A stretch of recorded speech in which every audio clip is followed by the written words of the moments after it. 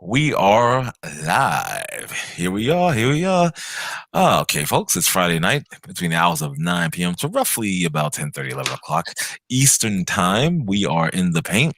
And thank you for joining us on the live stream here on Facebook, YouTube, StreamYard, all that and then some.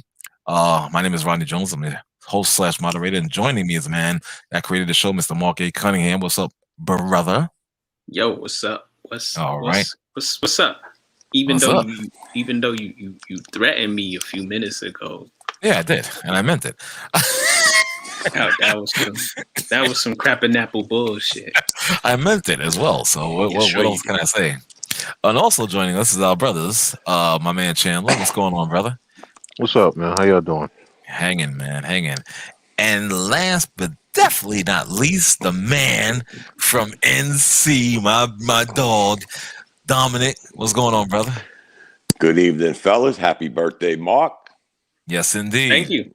Shout out. I'm a young man of 52. You right around the corner. And I want to thank everybody on my Facebook page who shouted me out today. I want to thank Dom, and Chandler for shouting me out earlier this morning. My family, my friends that's been tagging me, texting me, calling me. Sorry you ain't hit me on the jack because I was at work, but thank you. I'm much appreciated. And it's no doubt. Yeah, you old, man. You're old too. Ooh. You know what I'm saying? You're I'm 52 feeling, years I'm old. feeling Come better. on, bro. I could still clap a board though. On the court. Yeah, okay. With the help of no, I can't. Help of a stepladder. The help of a stepladder, you can. Yeah, I'm sure. On a I thought he meant it totally different when he. What happened, Taylor? I said I thought he meant something totally different when he said that. Taylor, I knew where you were going, Taylor. Wow. Okay. Is it like really, bro? Really, Chandler? That's what it sounded like. That's what it sounded like you said. I thought the same thing, Mark. Wow. Okay. You guys are stupid, man. You guys are stupid. Yo, let's get into this real quick. Oh man, here we go. The New York Knicks. Rumors. Now, the thing that bothered me about this, let me finish this. They're rumored to be in win now mode, right? And looking to trade for Washington Wizards shooting guard, Bradley Beal, and Houston Rockets shooting guard Victor Oladipo. Now, the thing that bothered me about this, win now. That I had a problem with that one. I'm not win now. I'm like, wait a minute. Are they a playoff contending team right now? I mean, and yes, I know the AFC is a possibility. I get that, but I don't know. Win now means you're going for a championship. Maybe it's just me, So maybe somebody could explain that. I don't know. I don't get that. Oh, you know what it is? They made a move for Derrick Rose. Okay. For me, it was a sort of a lateral move. Dennis Smith Jr. wasn't going to be playing, so they got somebody they could put in their rotation who can provide some leadership. He's been around. He wanted to come back here. What does New York do? What do the Knicks? What have they done historically? Sign somebody, bring somebody that's past their prime. That's a big name. No. Yeah, right. They always go for the big name. So, right. Bradley Beal is a star. He's a big name. Yes, he is. Victor Oladipo is star-ish. He's not a star player, but he's a good player. And he's made a couple of all-star teams. Solid player. If for me, if I were bringing either one, I would bring Bradley Beal because Oladipo is on the last year's contract. He wants to be paid as a max player. He's not a max player. He's a very good player though. But okay. And Knick fan base, if you on Twitter, different Facebook groups, any social media, let's get Bradley Beal. Let's do this. Let's get that. If they got him, I'd be happy. If they don't get Bradley Beal, I'm still okay because I like what I see from this team right now. They play hard and they're developing some of the young pieces. Right. Okay. But the problem with that is, first of all, you're going to have to give up 3/4 of your roster to get Bradley Beal because it's not like you have a lot of players anybody wants. So you're going to have to give up Obi Toppin. You're going to have to give up RJ Barrett. You're going to have to give up Mitchell Robinson. You're going to have to give up at least one first-round pick, at least one, probably two first-round picks. So that leaves you with what? Trash. Bradley Beal. So basically, you become the New York Wizards. Okay? You're going to have Bradley Beal and a bunch of guys that, they got some potential and some talent, but they're not really good. Okay? So for him, it's a lateral move, number one.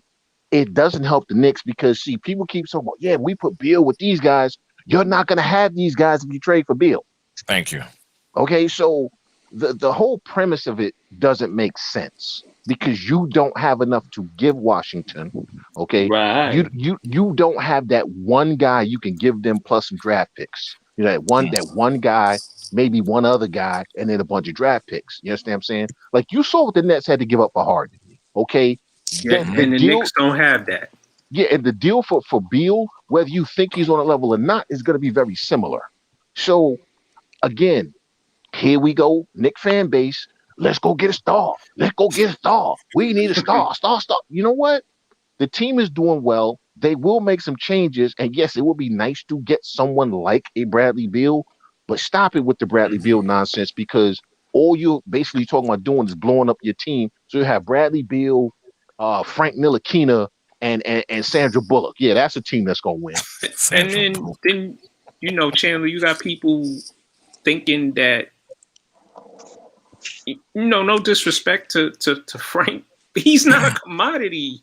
He has very little trade value right now. He could be had in a trade, but it's because, like you said, you'd have to give up a better player and a draft pick, and we'll take Frank, and then we'll release him.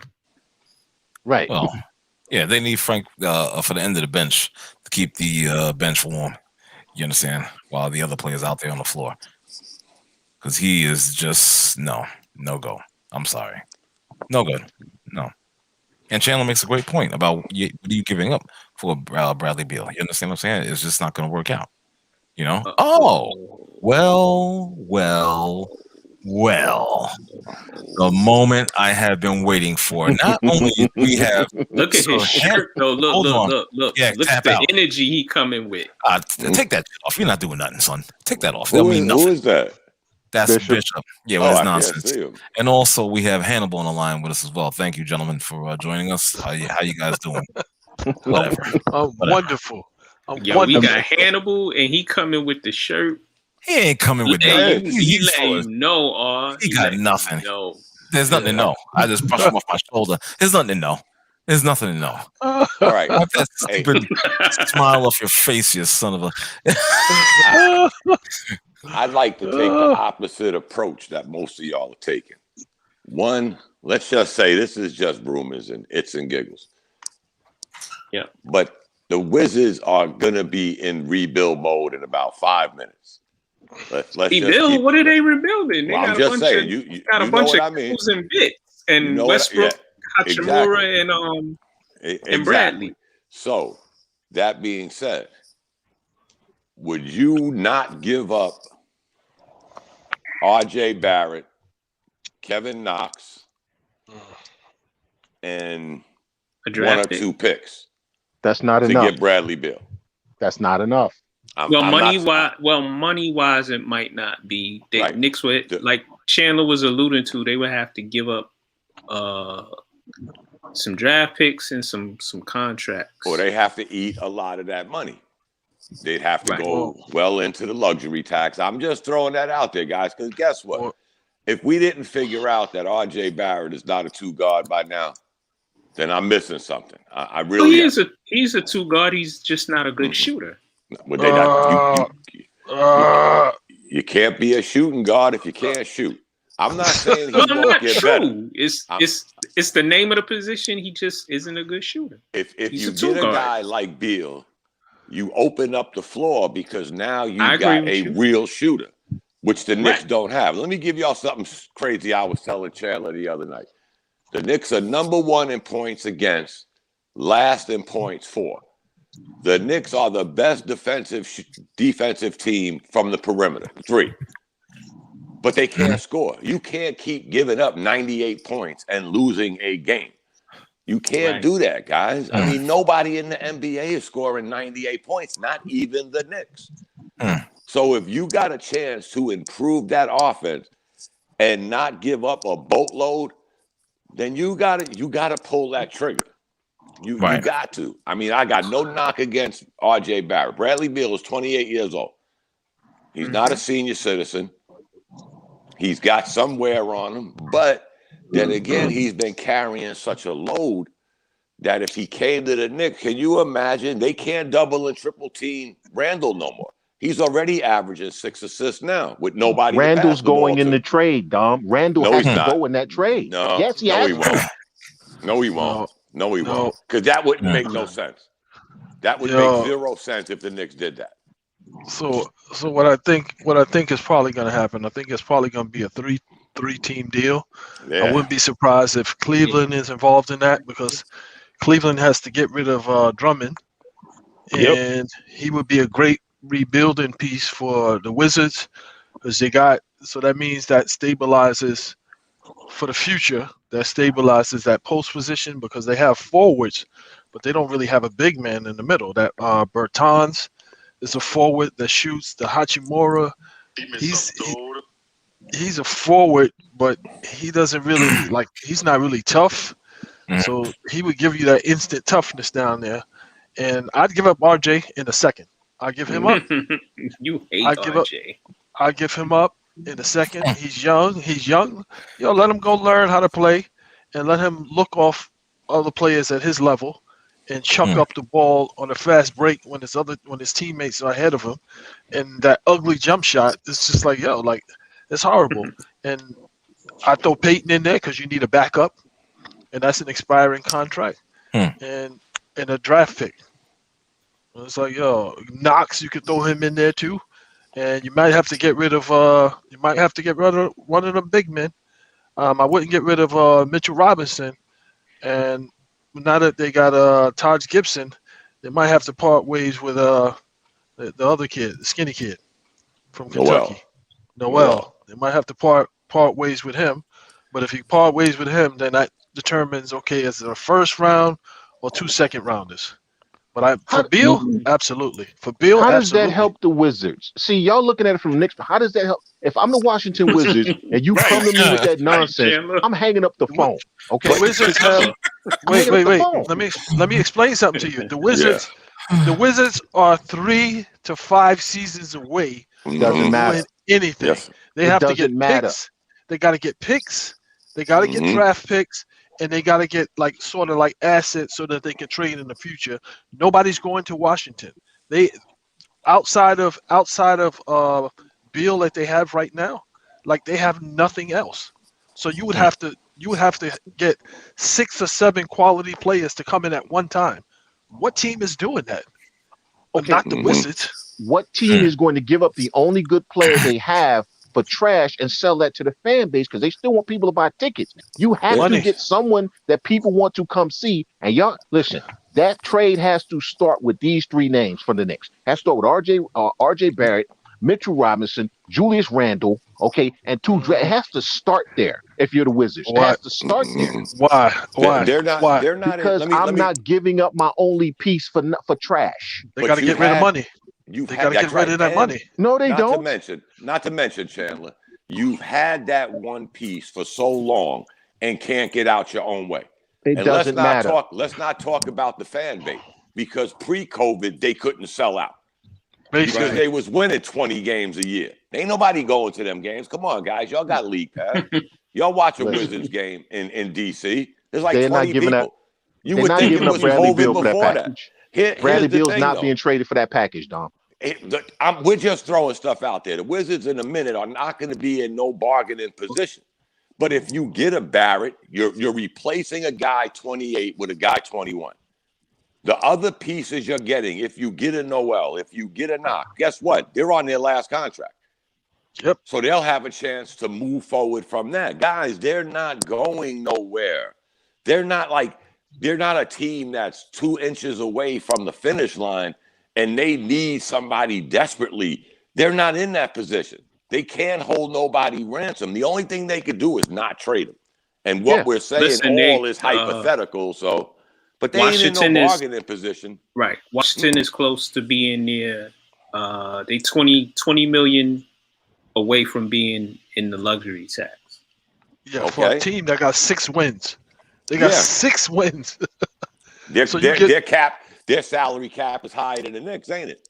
Yeah, right. And it's Russell makes 41, Bradley makes 28. Mm-hmm. Davis Bertans makes 15 million. How'd he do that? They'll trade Russell. Yeah. They'll trade Westbrook before they trade Beal. They'll trade Westbrook before they trade Beal. There's no value in that no more. That ship has sailed, guys. I hate somebody to say who want I'm a Westbrook. big Russell Westbrook guy, but that ship has sailed. Well, no, Westbrook has some value. Not I wouldn't want him on the Knicks, but there's teams that would go to him. Mm-hmm. Well, oh man, I tell you, I don't know. Like I said, I'm just still bothered by that. I'm still bothered by that win now nonsense. I'm sorry, So when are you gonna win? When you gonna win though? If you're not gonna win now, when are you gonna win? Exactly. You're gonna do that Philadelphia 76er thing. Trust the process. Trust the process. Uh-huh. It's like that doesn't work. What Dom has been saying all along. You don't get better exponentially in the draft. You get better by making trades. Right. Now, you use the draft to supplement what you're doing in trades, but it's like, again, like you have an opportunity to get a generational player in Bradley Beal, and you're not going to do it because you're holding on to RJ Barrett, who is at least another 3 seasons away from being anything that we can say, oh, this dude is the guy. Because it's like I was expecting him this season to come back with a mid-range jump shot and better, like smarter on the basketball court. Mm-hmm. It's like, he's worse this season. He's worse. He only passes the ball to Julius Randle. He forces shots. It's like, how many times I'm gonna watch this dude go 1 against 4?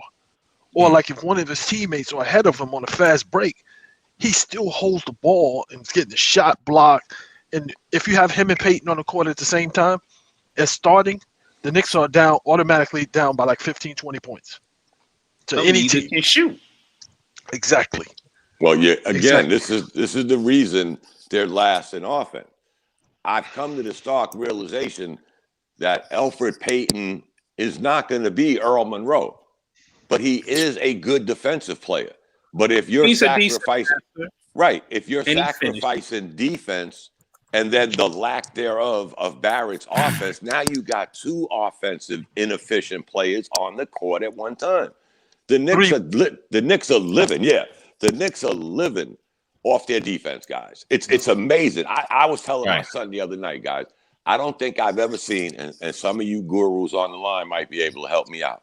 I've never seen a team number 1 in defense with points against and last in points for. I've never seen this, guys. It may have been the other way around, where a team was putting up points but wasn't stopping nobody. But I don't think I ever seen a team give up the least amount of points in the NBA and score the least amount of points. Their issue is on the offense, guys. There's no way in hell, like I said in the beginning, you give up 98 points in today's NBA and you lose the game. And how many teams have they held under 103 points this year? Well, they have no offense. Look at their roster, and let's start with the starting 5. Robinson doesn't take threes. We don't want him doing that. No. Randall is shooting better from the 3 this year, but he historically hasn't been a good 3-point shooter. He still jacks when he shouldn't jack. He should not be jacking on the move. Then you go to the small forward spot between Bullock and Burks. Bullock is average. to decent from the 3 line, and Burks this year has been shooting exceptional from the 3 line, and he's a good 3-point shooter. He can create space off the dribble to create a 3. Good. Now we get to Randall and Peyton. We get to RJ Barrett and Peyton. Both of them are shooting somewhere in the 20s. I know Peyton is shooting 25% from the 3. He should never take a 3 again. Then we get to their bench. Quigley is shooting the 3 really well. We just got Derrick Rose. Derrick Rose historically can't make a 3 either, but he's shooting 33%, which is beautiful for him. And then you got Knox. Knox is shooting 39% from the 3, which is good, but he doesn't take a lot of shots. On his 2 shots a game, yeah. Okay. Right. Austin Rivers runs hot and cold. When he goes cold, it's horrible, and when he's hot, it's beautiful. Like the game where he scored how many points he scored in the first half? Like Utah, 26. Yeah. 26. Right. And then he ain't make a shot the next 2 games. So then Noels doesn't take 3s either. Taj Gibson doesn't take 3s. The Knicks just have a team that's bereft of guys who can hit the 3. And not one of them names that's on management. But none of them names you mentioned, not one of those names you mentioned, Mark. Every name you went down, not near one of them shooting better from 3 than Randall. Okay, but hold on. So now you trade most of those guys who already couldn't shoot. So now you're bringing Bradley Beal, who's going to get double teamed, and who's he passing to? So how did I'm just being logical here. Okay, you say the Knicks have a problem with offense. Now, if you can get Bradley Beal and add him to the current roster, that is one thing. But if you are going to subtract the few good players you have on this team for Bradley Beal, it's a lateral move. It's a lateral move at best. So let me ask you this, because I think you're looking at it. I can appreciate your perspective, but I think you're looking at it a little bit differently in the sense that if he's attracting, like Randall is a mediocre player, and he's attracting double teams, and a lot of these guys are eating off of Randall. Now imagine if you had Bradley Beal and you had Randall on the court, and then you had these complementary players that you would keep when you got they're going to be able to eat even easier. So now I got my mediocre players giving me 10 to 15 points a game, and then the defense is going to realize, well, damn, I can't leave these guys open either. So now, and good players are always going to find a way to score. Bradley Beal is averaging 30 points a game, and his team has 6 wins. And his team got nobody else on his team. And they double teaming him. They double teaming him. Yeah. Right. Yes, and he goes to Russell Westbrook, who can't shoot. So they double team him with the Knicks, and he goes to Julius Randle, who can't shoot. Who says the difference? The guys you're mentioning, Chandler, on the Knicks, you put all their averages together, and they're not scoring as many points as Beal. But you still have Derrick Rose coming off the bench. First 2 games, 14 and 14. Okay. If he's coming off the bench, giving you 14, 16 points a night, that's 1 point less than RJ Barrett is scoring a game, and he's a starter. Okay, and Dom, see, okay, Westbrook is averaging 19, Beal is averaging 30 plus, so call it 50 points, okay? They've won 6 games. If you put them on the Knicks, it's the same exact thing. You're going to have Randall scoring 20. You're going to have him scoring. That's 50 Chandler, points. Chandler, who else is playing on Washington besides? Yeah. Who else is going to be on the Knicks? Y'all keep missing. Y'all just keep overlooking that point. But you keep missing what Bishop just said. Now your role players are in a better role. Right. Because they still can't shoot. They're still you still got Burke. You still got Burke. You still got Rose. You still got Bullock. You mean the Alec Burks who scored 0 points tonight, right? That Alec Burks? That's tonight. I mean, Kevin Knox has scored 0 points half his career. I mean, we're not. But see, we're not just talking about Kevin Knox. We're not just talking about Kevin Knox.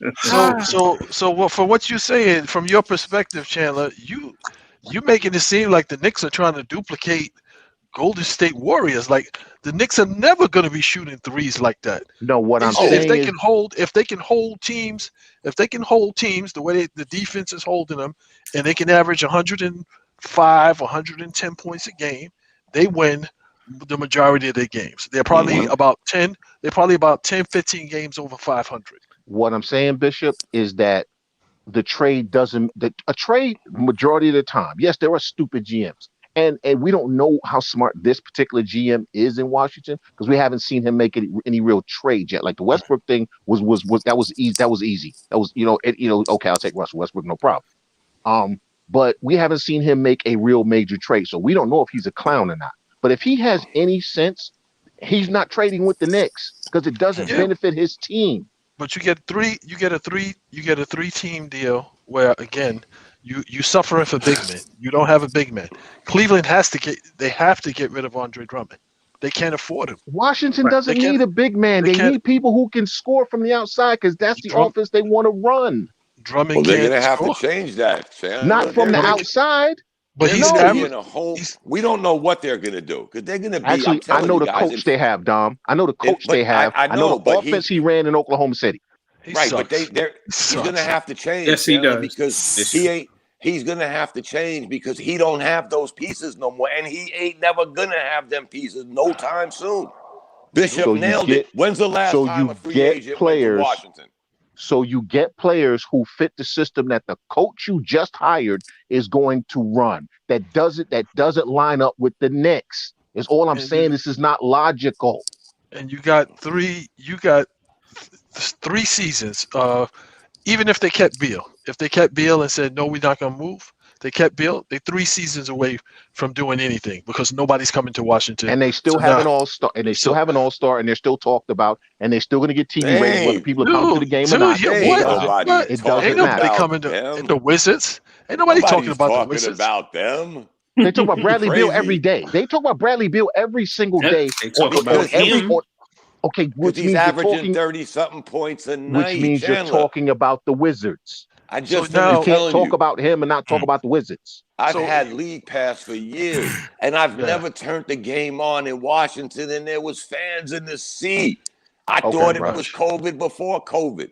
So you know what? And that was the same for Atlanta for years. That was the same for Atlanta for years. But look, at the end of the day, trades have to make sense for both teams. It doesn't make sense. It doesn't make sense. Let me ask you this. Nobody's checking for the Wizards. Ain't nobody checking for the trash the Knicks got either. What? No, New Yorkers watch the Knicks whether they win or lose. No. That's not what I said. What I'm talking about is other teams are not knocking the Knicks doors down to get anybody off their roster. Y'all act like people want to trade with the Knicks. No. Nobody said that. That's why I said you got to get 3 teams in it. You got to get another team involved in the deal. Yeah, you keep going to Cleveland. Washington does not need Andre Drummond. Give me another team besides Cleveland, bro. Well, again, it makes the most sense. Why doesn't Washington not need Andre Drummond? Because he doesn't fit with what Scott Brooks wants to do. The problem that they have right now is they have nobody to rebound. How do you know what Scott Brooks wants to do right now? Because we watched him coach for how many years in this league? Yeah, but he's running out of options.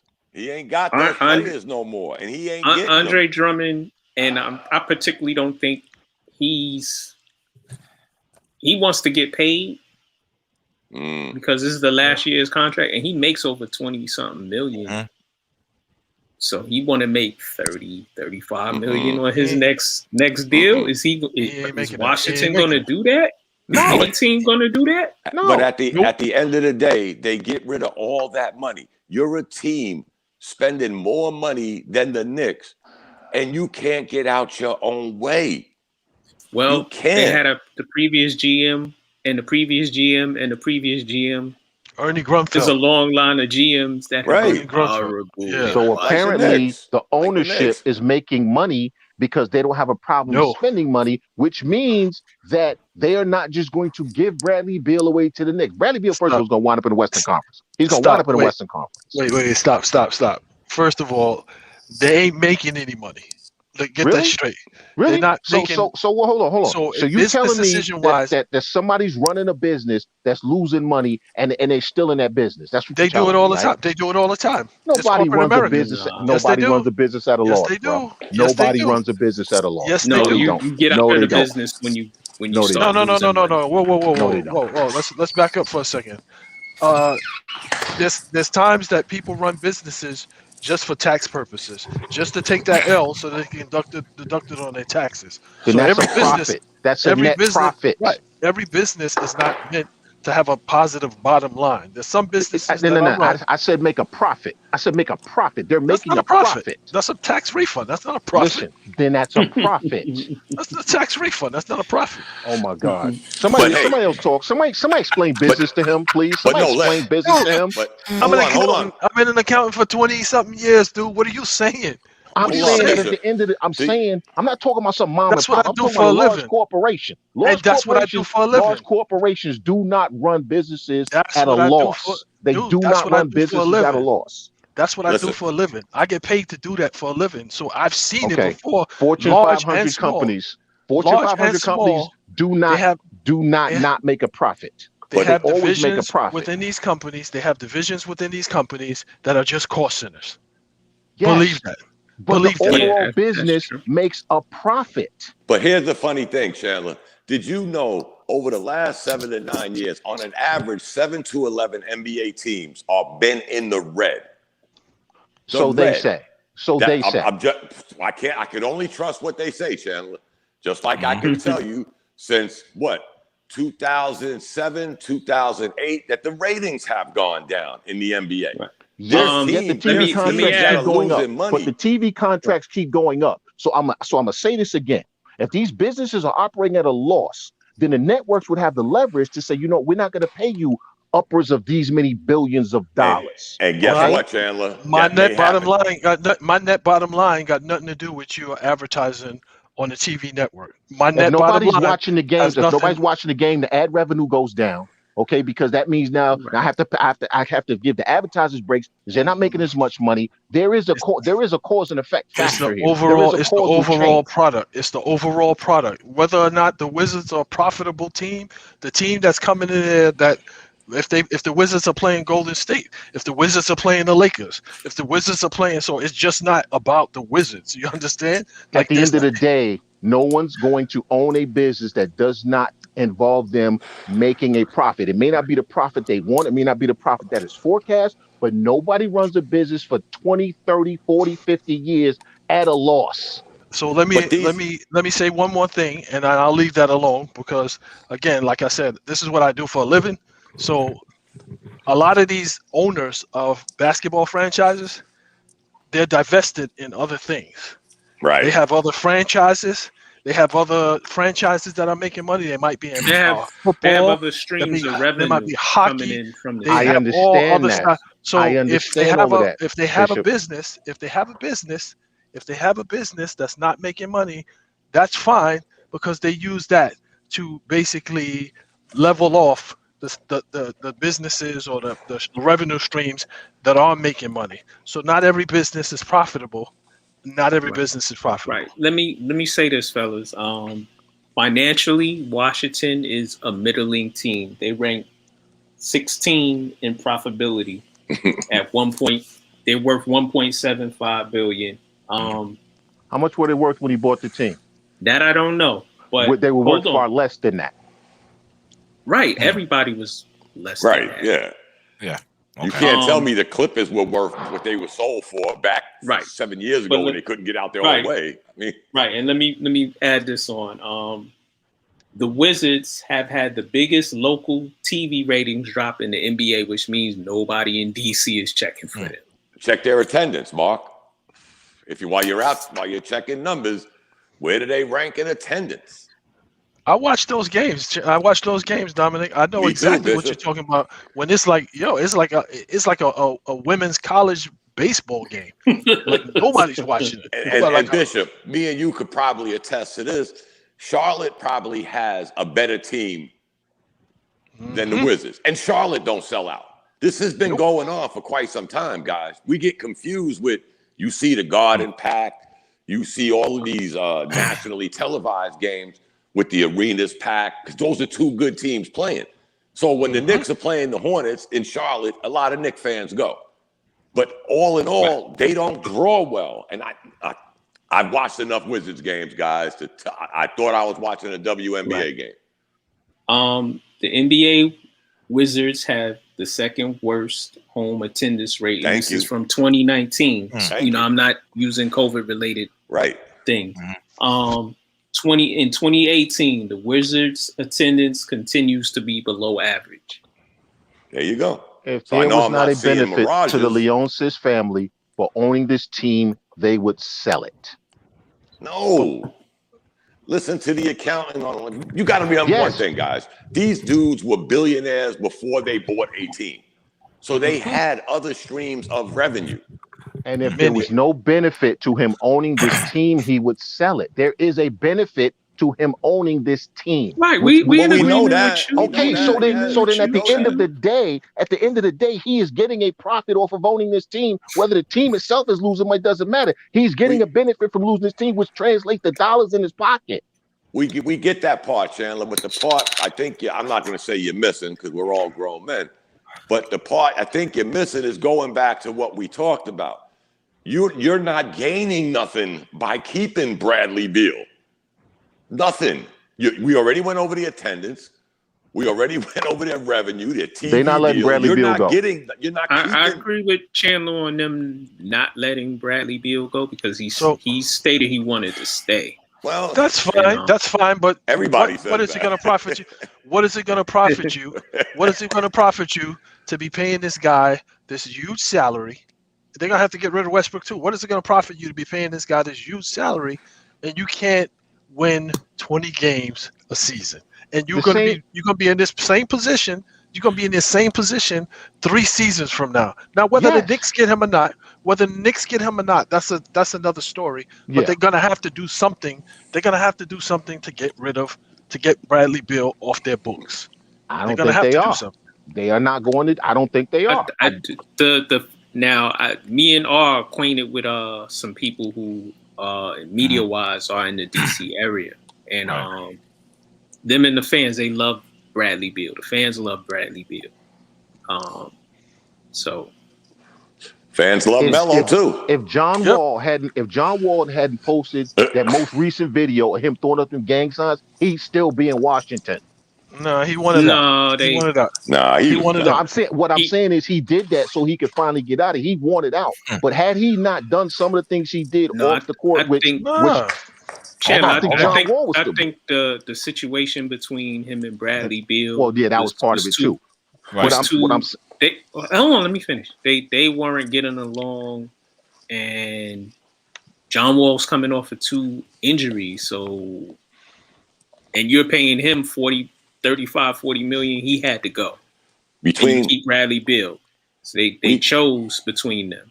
Right. We keep talking about the gang sign, but we missed the part of John Wall done fed over 20,000 people in the Raleigh area.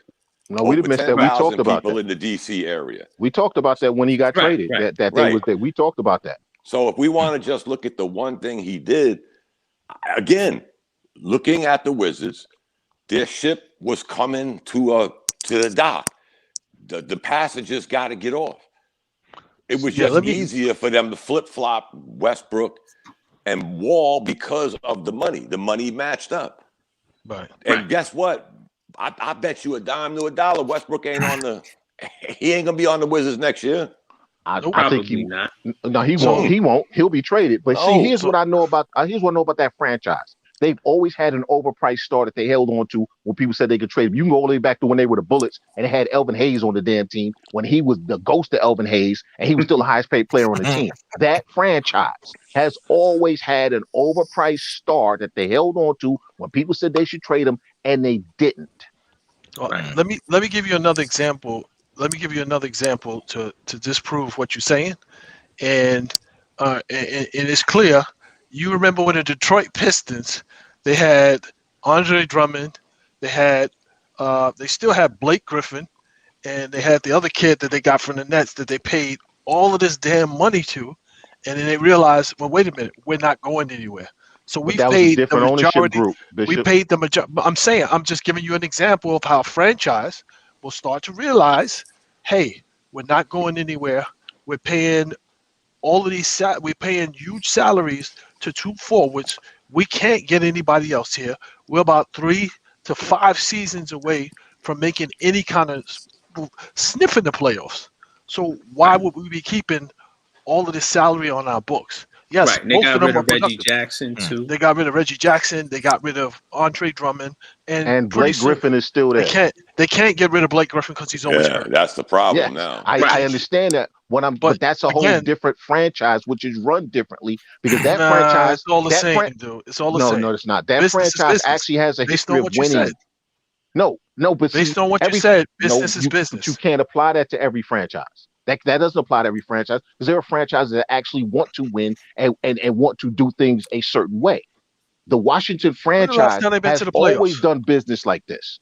When the last time 2000 Detroit been and to the playoffs? Detroit. Let me see. Maybe The year after Stan Van Gundy left, Dwayne Casey took them to the playoffs.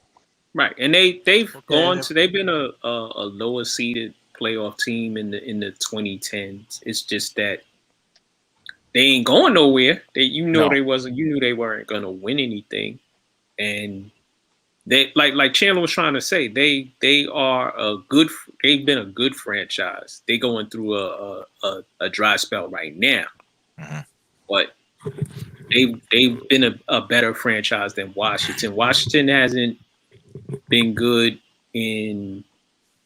since the last time they won a championship, which was been to the championship was 77, 78, 79. They were a good team. And after that, and it's funny, they've acquired talent.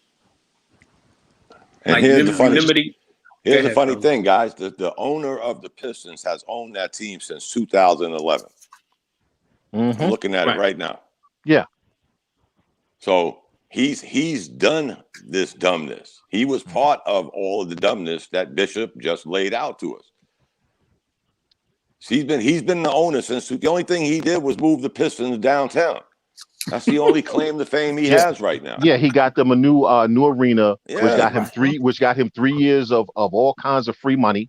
So that took him to 2014, and then for the past 7 years, he's hired people who have run that thing into the ground. Okay, that's all well and good, but that franchise historically has always been a better franchise. Now this is a different owner, so who knows if we're starting to see the clownish in him. But all I'm saying is this, and I understand it was hypothetical. Trades have to make sense for all of the teams involved. Yes, the trade doesn't make sense. If you want to start a rebuild, because that's what the Wizards going to have to do, the Wizards are going to have to start a rebuild. Yep. And a rebuild means that you're going to have to get some young players. You're going to have to get some young guns. You're going to have to see if you could draft a point guard, someone a high energy. Maybe you get lucky and get one of them young guns like the kid from Memphis. Maybe you get lucky at Ja Morant. You get one of those guys. Then you get maybe like a forward or one of these young forwards, because I can't say big men anymore because these guys coming out. These guys coming out, they can shoot. They have a whole different skill set. So then you got to get. So now you got a forward. Now you got a guard, and you got a forward, and then you start building from there. By the time you go through all of that, Bradley Beal is 30-something years old. Like, where's he going? Like, you're not going anywhere. Bishop, I'm not disagreeing with you that I'm not disagreeing with you that the franchise is going in the wrong direction. I'm not disagreeing with you on that. Okay, I'm not disagreeing with you at all. We both agree on that. What I'm saying is, I've watched this franchise consistently go left when they're supposed to go right. So if I said to you, I'll give you an opportunity right now. How much is Bradley Beal being paid? Close to 40, right?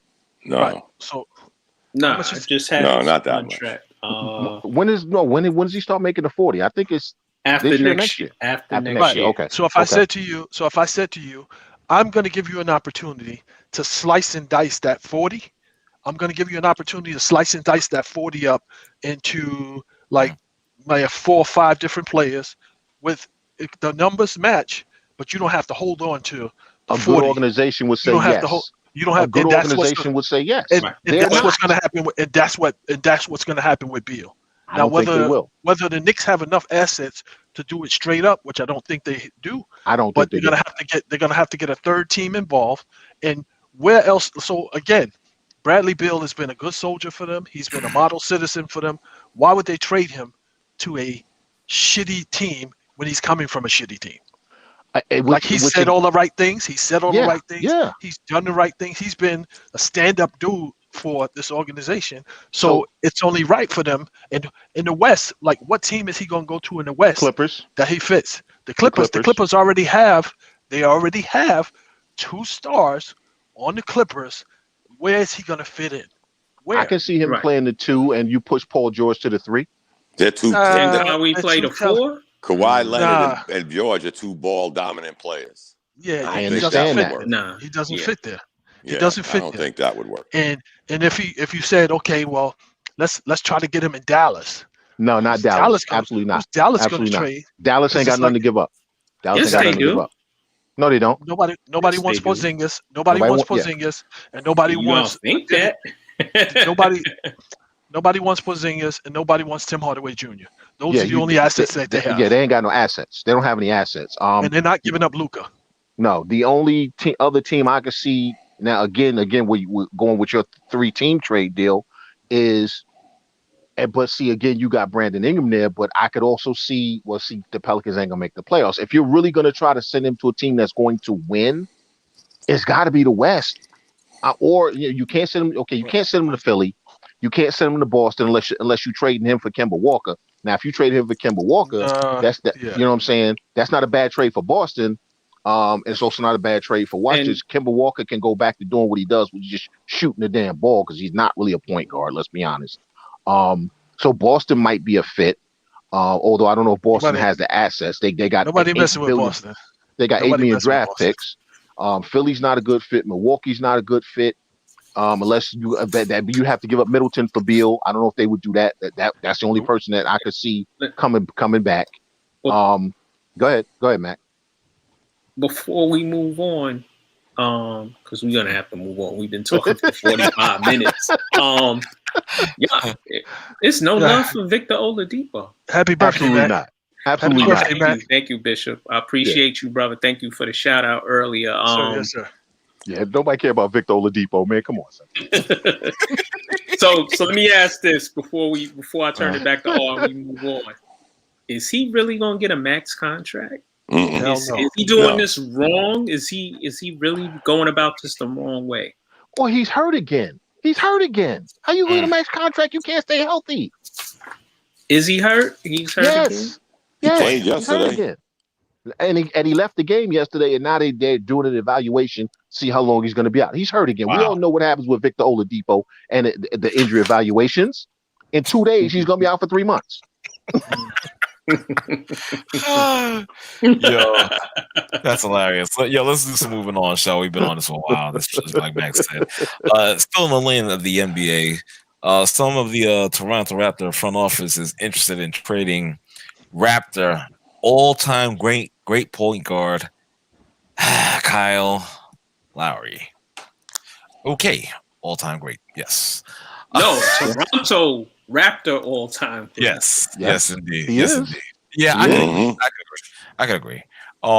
Yo, I'm not feeling that. Don't just get rid of the guy. I'm sorry. He's got to go. 34 years old. Huh? Oh jeez. There you go with the ageism again. Shut your face and let me finish my damn point. Then you can say what the hell you gotta say. Mr. Tap Out. Shut the hell up. You know? So, like I said, yeah, ageism. Exactly. Come on. I mean, and I hear what you said. I saw what you replied to in that post or whatnot, Bishop, and I do agree. He is the team. You understand what I'm saying? He's the glue. He is definitely the glue. I'm not going to take that away from him. But time is up. Time is up. That's it. You know what I'm saying? Because if I'm not mistaken, his contract expires after the season. Am I correct in that? Yeah, I think it does. Yeah, he's on an expiring contract. He's on an expiring contract. So now what are we going to do at that point? You know, is he going to walk and they're not going to have compensation and whatnot? Or you got to get rid of this guy. Trade him. He's still a very competent player, but it's time. I'm sorry. It's just what it is, man. To me, it makes perfect sense to get rid of him and get something back in return while you still can. Bradley Beal? The hell no. No. You don't think they got the assets, Bishop? If they add Lowry and some other stuff? What's the name? The jury, the general manager. He makes some smart shark moves. Yeah, yes, he does. He's a shark. He ain't only way Bradley Beal is coming there is if there's a third team involved and he getting like 2 players that's gonna solidify that whole roster. Right. You know what I'm saying? Yeah, Be complimentary to all them young guns that he got there. That almost like all of them are like. I wish Siakam. I wish that he was a much better, more aggressive player because the lineup that they have, they could have just continued with what they had with Kawhi when Kawhi was there. Bishop, you know what they missed though? I understand them letting big men. Yeah, I understand them letting Gasol go because he aged out. Right. They should have kept Ibaka. Yeah, because Ibaka played well in that system. Yeah, he could play. He could play center or he could play power forward. Wherever you want to put him, he can hit the 3 now. He could play inside. He went back to doing what he was doing initially in OKC. He was blocking shots. Right. He provided toughness, and that allows Siakam to be who he is, which is more of a what's the word that's opposite of toughness? He's a finesse guy. He's a finesse guy. He's a finesse. He's more of a finesse guy who can do some of the rebounding and blocking shots because of his athleticism. Right. And is Fred VanVleet, y'all ready is Toronto really ready to let him be the point guard? Nah. You would have to trade him. You would have to trade VanVleet for any Beal deal. That would have to be VanVleet going the other way. I don't see them. They're not trading both of them, Chandler. They're not trading. No.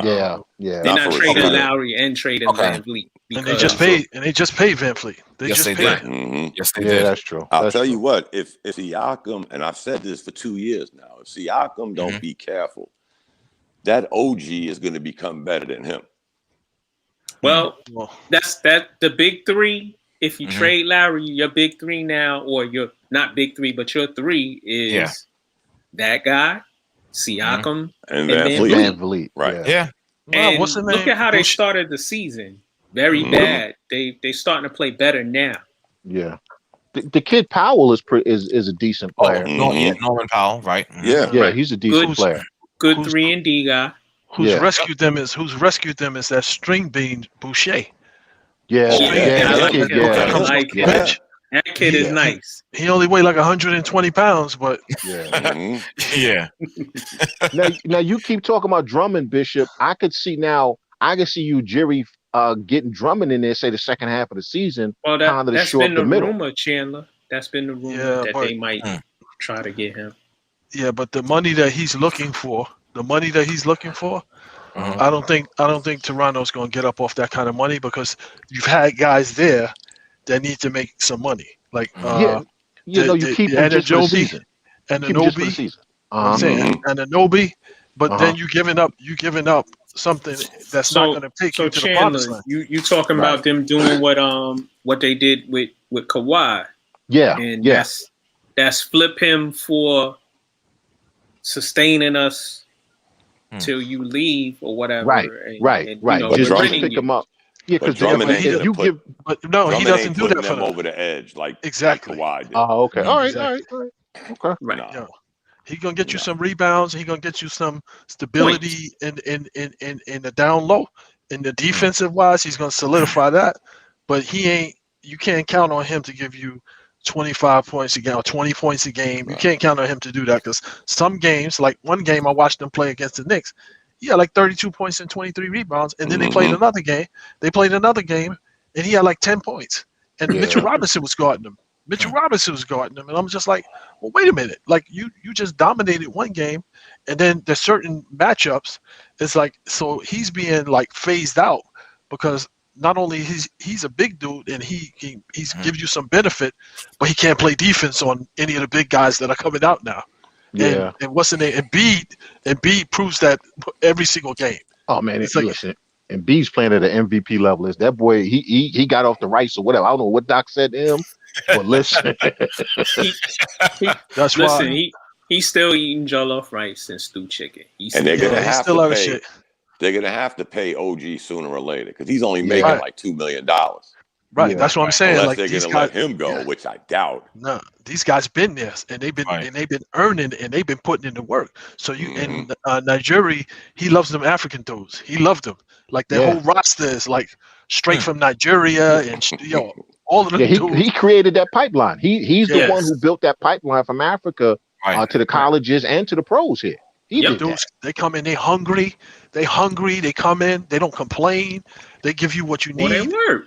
Yeah, they work. And they're talented because most of them played soccer growing up. So they have they're not just it's not just they were just playing basketball. They're actually physically talented. You know, they're nimble. They got good. They got good footwork. Yep. You know what though? Where does Lowry go? I mean, do you try to send him to San Antonio for LaMarcus Aldridge? Hell no. Hell no. He's not going anywhere. It just doesn't. To me, you just give Lowry a couple year contract because he's how old is he now? 30, He's 31, 32? 34. 34. So he's got about 2 more seasons in him. 2 more good seasons in him. You give him a 2-year contract just off of GP, just off respect. This is our first title. You help lead us to the promised land. So just off of GP. And you've been a soldier. Yes. But what if he wants to go? 10 years. What if he Where's wants he to gonna go? go? Where's he gonna That's go? what I'm asking. That's what I'm asking. Is where can you send him? I saw rumors the Lakers or the Clippers. The Lakers are already good. The Lakers are already good. And the Lakers are already good at all those guard spots. What's the name came in there? Is Lowry better? Is he better than their backup point guards? Yeah. Sometimes he's not a backup. I know that. Backup. I know that. There he would be. He'd be the sixth man. Lowry would be starting. You move Schroeder to the 2, which he plays. I think if he goes to the Lakers, then he's coming off the bench there because I don't think they like their setup. But here's the question I got for the Clippers. Now, for whatever reason, Ty Lue has an issue with Lou Williams because Lou ain't getting no time. You know what I'm saying? Now, with the Clippers, can you throw a Lou Williams in and maybe a draft pick to get Kyle to the Clippers? Lou Williams is probably older than Kyle Lowry. No, he isn't. He came in straight from high school, but Lou Williams' problem is he's still in his 30s. The issue with Lou Williams is, and that's the same thing with Montrezl Harrell and the other guard, the one that was always talking shit, that's garbage. Beverly. Yeah, when Kawhi and Paul George came in, they had issue with the special treatment that the 2 of those guys were getting. And it was proof when Montrezl Harrell packed the shit up and left. It didn't even give him the opportunity to negotiate. You know what I'm saying? Because he could have got the same money that he got with the Lakers. He could have gotten that with the Clippers. Well, you can't tell me he couldn't have gotten that same money. He was in his feelings. He was in his feelings. He was in his feelings because of the treatment. And Lou Williams and Patrick Beverly was part of that, like that chemistry thing that they keep talking about. Or guys weren't. Because Lou Williams, I'm like, well, wait a minute. Lou Williams been getting buckets since he came in the league. That second year from Philly, he been getting buckets. He been running up to the 6th man of the year for how many years? And then all of a sudden, you passing up shots. You overpassing the ball. You barely come in and look for your offense. That's what you're known for. So it's kind of like this unspoken, like still in his feelings about the fact that, I've been here. I've been grinding it out. These 2 dudes come in, and everything revolves around them. That's why I'm wondering if they be willing to flip him to move him on because he ain't getting no time under Ty Lue, bro. He ain't getting no time. He don't play no defense. Williams is 34. 35. He's the same age as Lowry. He's the same age as Lowry, Yeah, they're both 34. Yeah, so I wouldn't do that. So he was born in 86. He's the same. They both 35 years old. Damn, I feel old now. Well, I feel younger now that I know Mark is 52. Shit. Hey.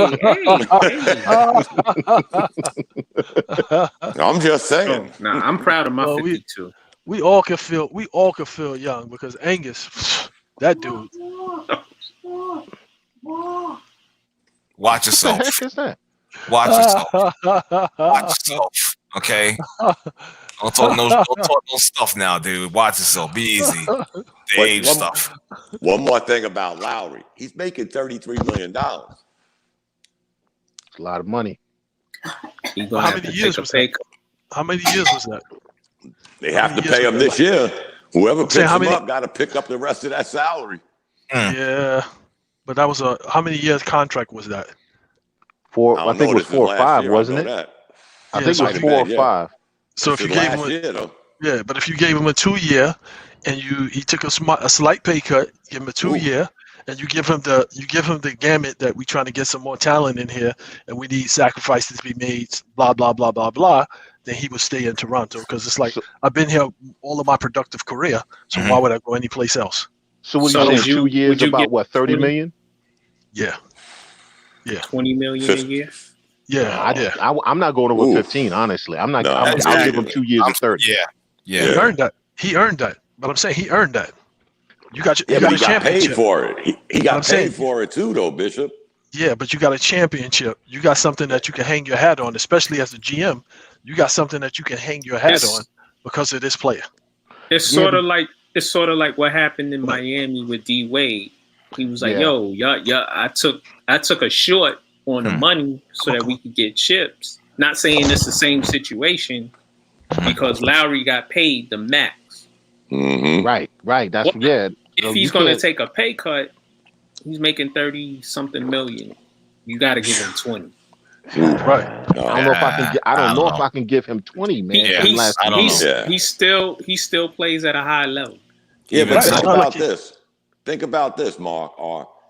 He was making that $33 million umpteen years before they got that chip. Do they get that chip without Kawhi, and he's still getting $33 million?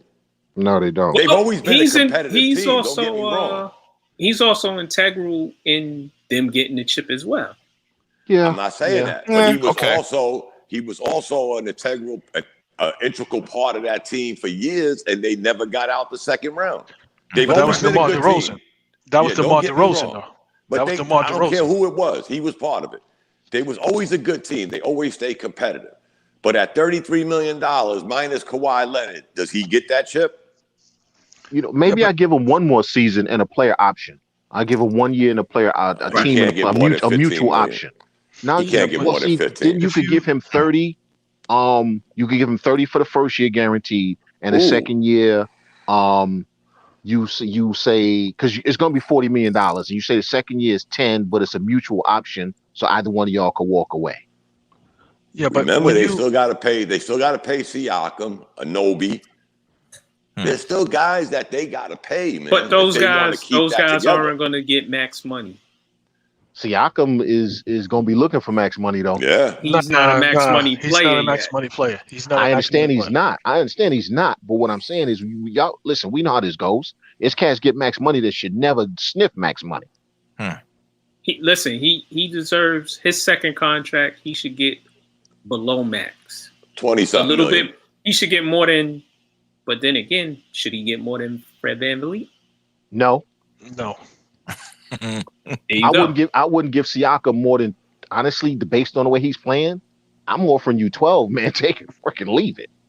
Listen, don't be like Atlanta and the Knicks and give Tim Hardaway he got a ridiculous ass contract. I'm saying. Or what's my man name? 6-man. What's the dude? Oh my God, the dude that was in Charlotte. Dom, you know who I'm talking about. From Boston? The one that was Kaminsky. Frenchman. The French Nicholas Batum. Yeah, there you go. Batum. Batum is making $27 million. That's all exactly. That was the Hornets contract. You want to hear something worse? What's the name was making as much as him? Michael Kidd-Gilchrist. Oh my God. Yep. It's funny. The job I used to have, we had Michael Kidd-Gilchrist as a client. Oh my goodness. Well, no, he's made a lot of smart moves with his. Yeah, but I'm saying, so if Batum is making what you said 27, Siakam can easily ask for more than that. 30 million. 30 million of them things. Then how much do you pay Anobi? Not as much. because I didn't say as much, but you take, even if you pay Siakam 20 and Anunoby 12, that's $32 million right there. You're still $1 million savings on Lowry. But if you give Lowry $15, $18 million, now you're almost up to $60 million. That's a lot of money, man. I'm no knock against them. That's a lot of money. They've done a really good job. They've done a really good job with managing these guys with their playing time and with their productivity, and still eking out wins, so that when it comes time for negotiating comp, then you can kind of like, you got some kind of like leverage, because you can say, well, your productivity shows this, this, and this. Now, comparable pay for that level of productivity is this, even though I know that you're capable of more. Right. And these guys, he's coming off a $2 million contract, a $2 million a year contract. If you offer him 10, he going, that's $8 million raise. From 3 years, 3 years, 30 million. Yeah. But see, that's the other piece, Bishop. They're in Canada doing this, where they get these guys on these good deals, and we all know how much more expensive it is. Yeah. But the taxes are killing them. The taxes are killing them too. Right. Yeah. Hold on, fellas. My brother Nooner on my Facebook page, he said they have to pay money due to the CBA, the TV revenue, and MJ swung that to the land fans, and it's a small market team, so they have to pay more. And you think the one thing the Raptors could hold their head on when it comes to contracts, they definitely develop their players. So they could find another Siakam for $2.5 million. He's probably already in the system. He's probably already somewhere in the Raptor system right now. Well, you got Boucher, and I didn't even know who he was until he came out there and started hitting threes, started driving to the basket, filling the lane, getting rebounds, blocking shots. This is all the stuff that Siakam was doing, that we were like, this dude looked like he could. Y'all think Siakam was feeling himself a little? I think he got overwhelmed. I think he got overwhelmed with, everybody's not built to be the star. You understand what I'm saying? You could play like a star, but that don't mean you built to be the star. And I think they're asking him to be something he's not, and it's getting to him because he's feeling the heat of, y'all know how it is when it's all on you, it's different versus when it's somebody else there to kind of, you can kind of hide behind if you have a bad day. But when you the one in charge, listen, that's a whole other level, bro. Right. And remember something. Siakam had a year up on Anunoby because Anunoby missed the whole year when he got hurt. So they're almost even with playing time. And guess what? Anunoby's right on his ass in points. He's definitely got a better field goal and 3-point percentage than Siakam. This is what they play different positions. Yeah, but they're only like 2 inches separated. They're 169, 167. But this is what the Raptors do. The Raptors could say, hey, Mark, we love you, but we got Chandler getting ready to come up out the G League, because they develop their players. They're not strictly all about the money, and trying to go out and land the biggest player, because they develop their own players very well. And again, guys, they've been competitive for how long? When's the last time the Raptors just fell off? Yeah. When's the last time they just totally fell off? Yeah, it's been a minute. The problem that they had is that they never constructed this team to beat Cleveland, because every year that they ran into Cleveland, like when they ran into the King, it was just like they went home, and it's like, in 5-6 games. They could have won 60 games in the season out of 82, and when they ran into Cleveland, it's a done deal. It's a done deal. Do y'all think as they are constructed now, they'll make the playoffs? Because they started out very badly. Sure. 7-8 seed. There'll be a 6 at the highest, 7-8 seed though. Right. Just remember, guys, 10 teams go into that circle this year. Yeah, that's right. The play-in nonsense. Yeah. Mm-hmm. Right. Let's stay in the lane of Toronto in the NBA. Alameda County Deputy Sheriff Alan Strickland drops his lawsuit against Toronto Raptors GM Masai Ujiri.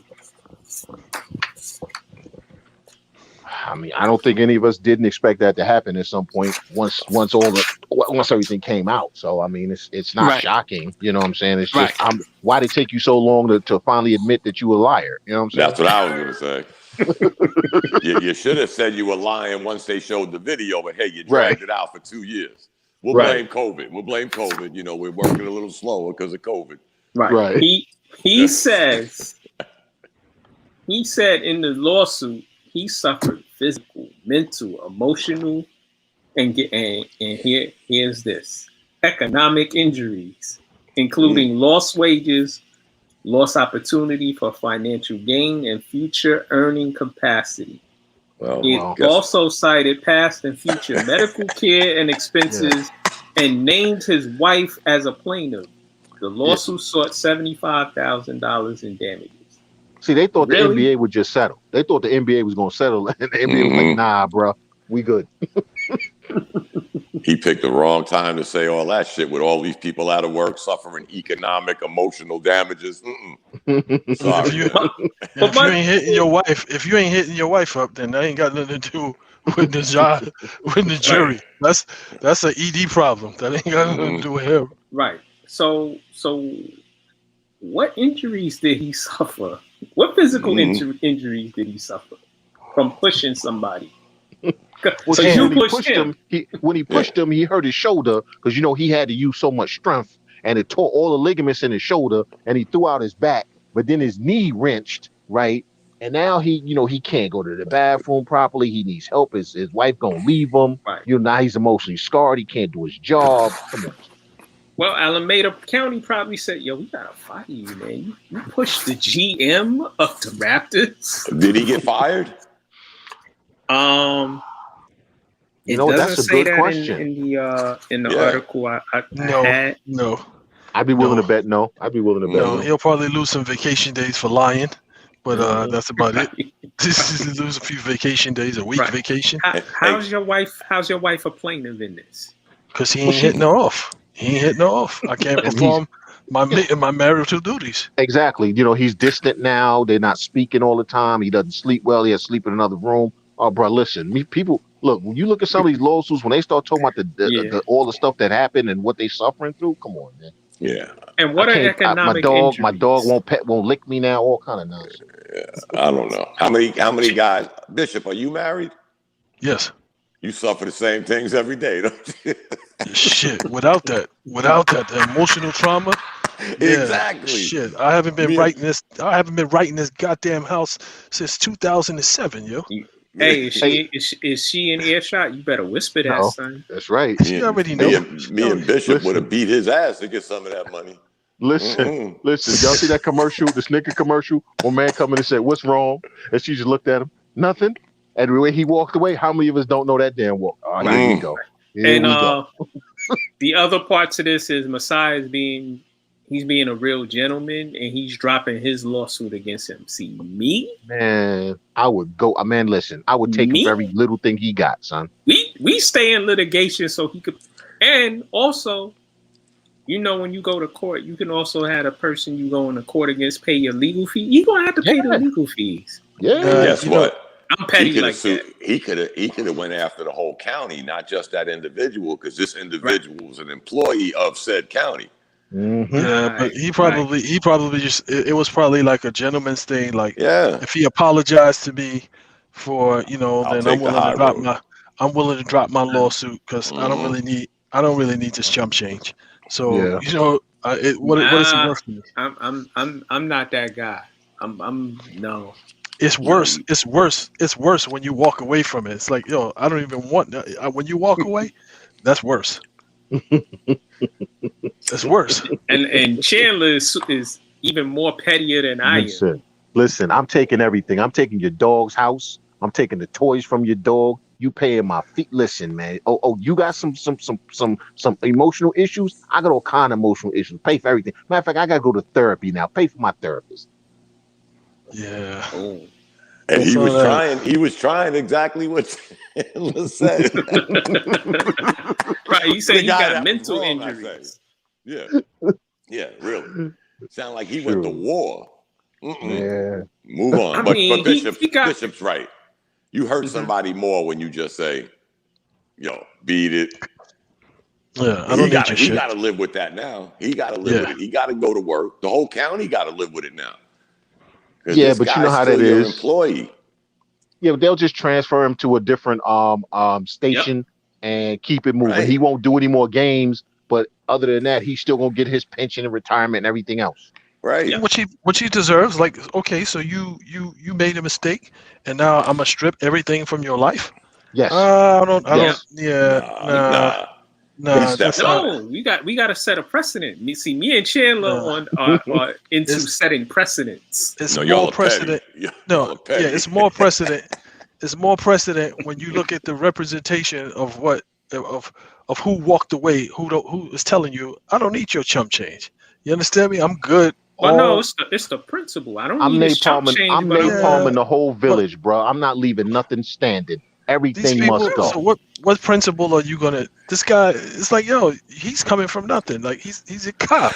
Like he ain't making no. So he shouldn't have done what he did in the first place. Yeah. Don't come for me unless I send for you. Don't come for me unless I send for you. He had multiple press passes on, passes on him, which stated who he was. Right. You started this. Yup. And see, Bishop, if say like a month or so after everything happened, then you say, you know what, I'm dropping it, da. Okay, fine. Dude, this is how many? It's what, a year, 2 years later? Nah, bro. Nah. You started this, I'm gonna finish it. Yeah. Wait, Bishop, I have to ask you a personal question, bro. We from the same hood. What happened? You sounded he grew up. He grew up maturer than we didn't.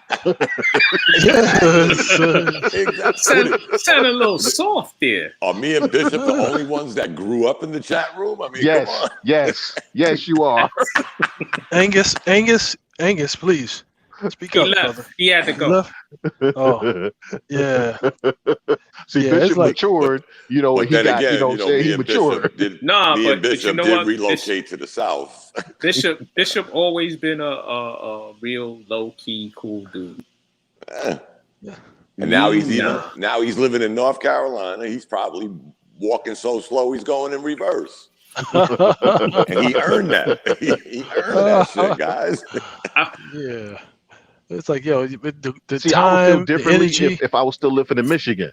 Yeah, the time and the energy that you're gonna spend, chasing pennies. It's like it's not even worth my time. It's not about the pennies. I don't want the money. I just want to put him through hell. Right.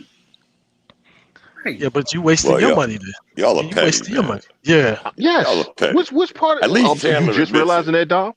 No, I was gonna say at least Chandler admits it. Chandler will tell you I'm a hater, I'm petty, I'll blow up your house. Mark's more low key. I keep pushing. I am. I'm the quiet storm that you don't see coming until What did my man saying, Hellraiser? You call, I came. You're Chandler's silent petty partner. Huh? There you go. I'm putting up billboards. I'm letting you know I'm coming. I'm gonna call you when I'm outside. Bishop, I gotta respect honesty. Bishop, are you older than Mac? We same age. You're same age. Well, I'm slightly older. Slightly older. Yeah. Okay. And better looking. I would suggest that Mark move down to Charlotte with you. So he can enjoy that relaxed life and leave that petty Chandler's ass alone. Actually, I got family in Charlotte. Might be a destination at one point. No, listen. When I lived in Michigan, I thought like Bishop, but I'm back in New York, and that New York infection gets back in your blood, man. You're just angry all the damn time. Nah, you're getting too old for that, guy. For no reason. As soon as COVID is over, I'm gonna send y'all a picture of me drinking coffee and Bishop drinking whatever the hell he's drinking, because I can't do that. But I'm gonna go see Bishop. I'm gonna go hang out with him for a day, drive his ass crazy. Yeah. Next time I come to Charlotte, me and Bishop we gotta go somewhere and have a drink. No doubt. I don't drink. We can invite you too, Dom. Let's thank you. Thank you. But I'm gonna go see Bishop there. If I knew Bishop before, if I knew Bishop last year, I'd have went to see him. Probably a little when I went to help that person with their VA claim. I was down in Charlotte. My brother dying in the chat. Let's move on a little football. All right, I gotta go now. I can't do no football. Okay. All right. Goodbye, thanks, guys. sir. All right, buddy. All right. Have a good weekend, Dom. Yeah, the Dallas Cowboys. Dak Prescott is having cleanup surgery on his injured ankle. Who has the leverage now in their long-standing negotiations, and will Dallas franchise tag him again at $37.7 million? I don't think they will. He still has the leverage. The cleanup was probably something that they knew was going to happen. Especially when you have injuries in that area, as you heal, scar tissue builds up, some calcification happens. I've blown out both Achilles and had both my ankles had to be rebroken and reset. Right. So it's a lot that goes on down there, but he still has the leverage. Right. What I think is going to happen is, listen, he wouldn't take 5 years last year because he wants to hit free agency. Right. He wants the TV contract. Right. So he wanted 4 years. Now that contract is now coming in 3 years. So if he didn't take 5 last year, he's not taking 4. All right. Because right now the contract has to be 3 years. There's no way they can give him a 3-year deal at the money that they're going to have to pay him, because basically you'll have to cut 3/4 of the team. And by the way, let me just say this. I'm so sick of hearing about the salary cap. The owners are the ones who put the salary cap in. You chose the salary cap, so don't come whining to me that, well, I only have so much to spend. You put this limit in, not me. But anyway, I think what's going to happen is he's going to negotiate and say, I only want this many years. They're going to want to extend it. He's going to say no. Right. They're going to tag him initially. He's going to refuse to sign the tender. Okay. Right. Until it gets close to training camp. Close to training camp, when all of this quarterback carousel is ended, I think they're going to untag him to screw him, to try to leave him without a job, so that then he has to come back to them and say, hey, I got nowhere else to go. Yeah, I mean, it's the Cowboys, so I don't really care, but with they like to stay relevant, and you don't know what you're gonna. At least you know what you're gonna get with him. At least you know what you're gonna get with him. If you get somebody else in there, there's no telling if you're gonna keep that same level of relevancy. There's no telling, and who's to say that people want to go to Dallas? Players who's to say? Huh? Everybody want to go to Dallas, unfortunately. Yeah, if they did, then they wouldn't be having this problem. They would have had somebody in there already. Well, there's no other good quarterback. There's really no quarterbacks on the market now. This offseason, there's going to be a lot of quarterbacks available. You mean the season that will be played? No. I mean once free agency starts. Right now, this quarterback carousel is about to happen. There's a lot of quarterbacks out there, and there are guys who could probably give you the same production. There's a couple of guys who could give you the same production, I believe. Now they haven't. Some of them have done it. Some of them haven't. Some I think they have it in them. One of the guys, you know what I'm saying? So honestly, I think Dallas does not want to pay him. They still see him as a 4th-round pick. They don't see what he is now. They see what he was, and they refuse to see what he is now. I don't think he's going to be a Dallas Cowboy when the next season starts. So he goes someplace else and get paid? I think he does. I think he'll go somewhere else and get paid. Depending on when it all goes down with them letting him go, because they're going to have to untag him or not tag him. You understand what I'm saying? So they either tag him and trade him, or they don't tag him at all, and he just walks in free agency. But you can't just let him walk. You got to get something for him, or you have to have a replacement in house. So yeah, that would be like cut your nose off to spite your face, like some of these other franchises. I know we out for basketball, but it's just like it didn't make any sense to me that Houston. I'm like, yo, like you could have got Ben Simmons. That would have been great. That would have been great for your organization because he can play defense on 1 through 5. You got all these premier players in the Western Conference. Why wouldn't you want a premier defender on any given night? And you don't pull the trigger on that. So it's the same thing with Dallas and the quarterback. You know what you're going to get with this dude. And you know what he's capable of. He's gotten better. Yeah. Especially since they upgraded their weapons. Yep. Yeah. You rock with Tony Romo, and Tony Romo wasn't even half that. Yeah, you rock with him until he. How many broken collarbones did he have, and you still paying him money? But here's the difference, though. Well, there's one obvious difference, but the other one is Jerry Jones, when it comes to black players, likes to be thought of as this father figure, this surrogate father. I helped that poor black boy, and I came into it life, and I made a life better. My name's Jerry Jones, and I help all the poor black boys. Dak Prescott's like, first of all, I don't need a father. I have one. Secondly, you're my employer. You're not my friend. Jerry Jones has had an issue, an attitude towards Dak because Dak hasn't fallen in line like the Michael Irvins and all them other cats. Oh, I love Jerry. Jerry like father to me. Dak is like, nah, bro, I'm good. I got a father. I had a mother. I have family. You're my employer, and we're going to keep it on that level. And because Dak never fell in line with that, listen, we know how these cats' egos are. Ego is involved at this point right now. This is about ego. This ain't really about football. It ain't about talent. This is about ego and Jerry Jones wanting to prove that, I'm saying, I'm Jerry Jones and you're going to do what I say. Well, just think about the ownership in the NFL. Who's the ownership in the NFL? I know. The demographic of the ownership, and that demographic still is in this mindset. You see, they're still in this mindset that, if they could, they'd be like, yeah, get the SOB off the field because he ain't. So it's that. I agree with that. With that. Remember that movie, The Last Boy Scout with Bruce Willis and Damon Wayans? Yeah. Remember the owner, Shelley? Yeah. I think they modeled that after several of those good old boy owners. But at the end of the day, the most important color to them is that green. Yeah. Green paper. Yep. So but see, Dallas gonna make money. I mean, listen, dude, they were terrible this year. And what did you hear talked about every single day on every sports talk, no matter where it was? Cowboys. America's team. Exactly.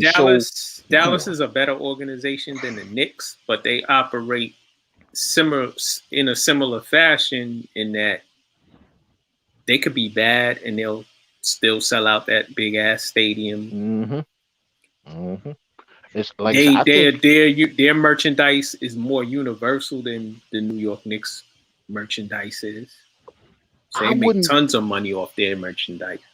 Yeah, they do. I wouldn't be surprised to see a Mitchell Trubisky as the Dallas Cowboys starting quarterback, just so Jerry Jones can try to prove that they can win with anybody. I mean, it's far fetched, but that would not surprise me.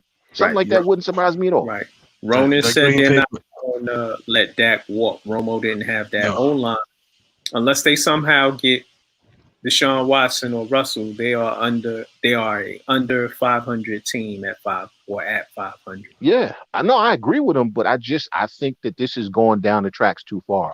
I think Dak is dug in, and I think Jerry Jones is dug in. And unless somebody with an actual, can take their ego out of with a brain and can take their ego out of this, I think this ends badly for Dallas because Dak is going to get paid somewhere.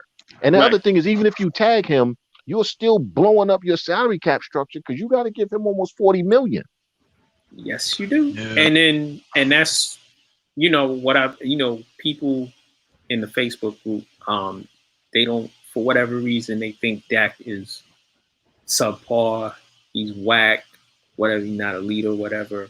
But he has a winning record in the regular season as a quarterback, well over 500. The last full season he played, he put up really good numbers. In the last season where he got injured, he was putting up even better numbers. Yeah, there's courses for horses, you know, and he fits Dallas. Dallas fits what he does really well. He fits what they do really well. It's a perfect marriage. It was from strictly a football standpoint, it's a perfect marriage, right? And we've seen that guys who fit perfectly one place, they go somewhere else, just like, dude, I'm sorry, who are you again? What happened to that guy? But again, I think that the egos are involved in dude, we said this 3 years ago? They could have offered him 4 years at $20 million a year 4 years ago. He would have signed that contract in a heartbeat. He would have signed it in a heartbeat. But one thing that I mean, I hate that I'm talking about them. I hate it. But I hate let it but, flow, bro. You being objective. All right, I'm gonna let the words come out. I'm gonna use my words. They always maintain consistency in their marketing product, and then they're like keeping their team relevant. Key players. Yeah, they always keep their team relevant. They may not be, getting into the playoffs and going far, but they present a stable product. So if you take Dak out, if you take him out, then you are messing with your stability of the organization. And again, you messing with the money, because if you now start losing games that you should win because you got a new quarterback in there that don't really know how y'all flow. You understand what I'm saying? Or the team is not really, because you got to think, you getting rid of him, but you still got the other players that rock with him. Right. So what does that say about the chemistry and how these guys are going to be playing for you, the ones that are locked in contract-wise? If I could get those 2 extra yards to get this first down, I'm not doing that. Right. If I could stretch out a little bit and get, I'm not doing that. If I could run this route like how I used to run it for Dak, I'm not doing that. We saw that with Andy Dalton. Yeah, we saw that with Andy Dalton. And I don't disagree with a word you said, but that's why it doesn't make sense that they didn't get this done last year. That's why it doesn't make sense they didn't get it done the year before. This is why, they haven't even spoken yet this whole season. They haven't even spoken yet. I mean, dude, I don't. This doesn't. In the world of just being logical and being not being penny wise, pound foolish, nothing they are doing makes sense. Really doesn't. This goes totally against everything they normally do when it comes to signing a player. But again, if you're a billionaire, it doesn't matter. The money, in some senses, doesn't matter to you. It's all about ego. Because again, I'll go back to the whole Houston thing. You gave away Harden, and now you're talking about trading Oladipo for the same primetime play. So what did you actually accomplish? You didn't give Daryl Morey what he wanted, and that's really what that was about. You know that was about Daryl Morey. It was about ego. It was about ego. And my thing is, so you cut your nose off to spite your face. Right. And he probably still gonna wind up. Yes. He probably still gonna wind up in Philly at some point, because I don't see how that works long term. I don't see how that works. Somebody's got to go. I don't see how that works. Right. So these owners don't necessarily have to make sense. I agree. It's ego. It's purely ego. Look at what the Knicks owner did like 10 years ago. He got mad at Marcus Camby and Latrell Sprewell for walking out of I forget what kind of presentation. It was a press conference. It wasn't a press conference. No, it wasn't a press conference. It was how to deal with the press, a media relations thing. Yeah. And I know they were saying in there, we deal with the media every day. I'm out. And then they drafted Nene, and they traded all 3 of them for broken knees. Oh. Don't say his name. Don't say Antonio his name. McDice. Oh my God! You said his name. You said his name. And that's when the end of the Knicks came right after that. From 2000 on, they started getting bum ass players. But yeah, I think for me, I just think Dallas isn't going to be that stupid and let him walk away. Right. I wouldn't mind. I don't know who that was that put that up, talking about the extra year. The extra year makes sense for the Cowboys. So I understand why Stephen Jones wants the extra year, Ronan. I understand why they want the extra year, because it helps them spread the money out. Financially, the extra year makes sense. That's normally what you do. But that extra year, if you had come to him with the contract offer a year before, you could have had him already. This is where the nonsense comes in. You knew that what you had, you could have offered him below market value at long years, and he would have taken it because he was a 4th-round pick, not even making $1 million. He would have jumped on that for the financial security, and you kept jerking around, and now here we are. And you paid others. You paid Ezekiel Elliott twice, by the way, twice. Right. You paid Amari Cooper. Bum. You're gonna have to pay the other wide receiver. Gallup, was it Gallup? Gallup, right? You're gonna have to pay Gallup. You pay guys on your defensive line. You let the offensive line erode, which is the key to Dak and Ezekiel. Dumb. And you got to renegotiate most of the offensive lineman contracts because they're all making big money and can't stay healthy. Right. Yeah, but these some of these franchises, like, you think they care about paying taxes, luxury taxes? They don't care about that. They're making money hand over fist. But the NFL's a hard cap. That's the rouge that they spent.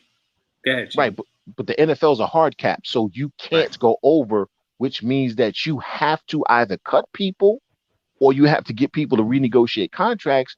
And the only way you get them to renegotiate is to threaten to cut them. Like, I'll never forget Mark Schlereth talking about they brought him in office and said, okay, here's the deal. You can renegotiate your contract and take less money, or we can cut you. Pick one.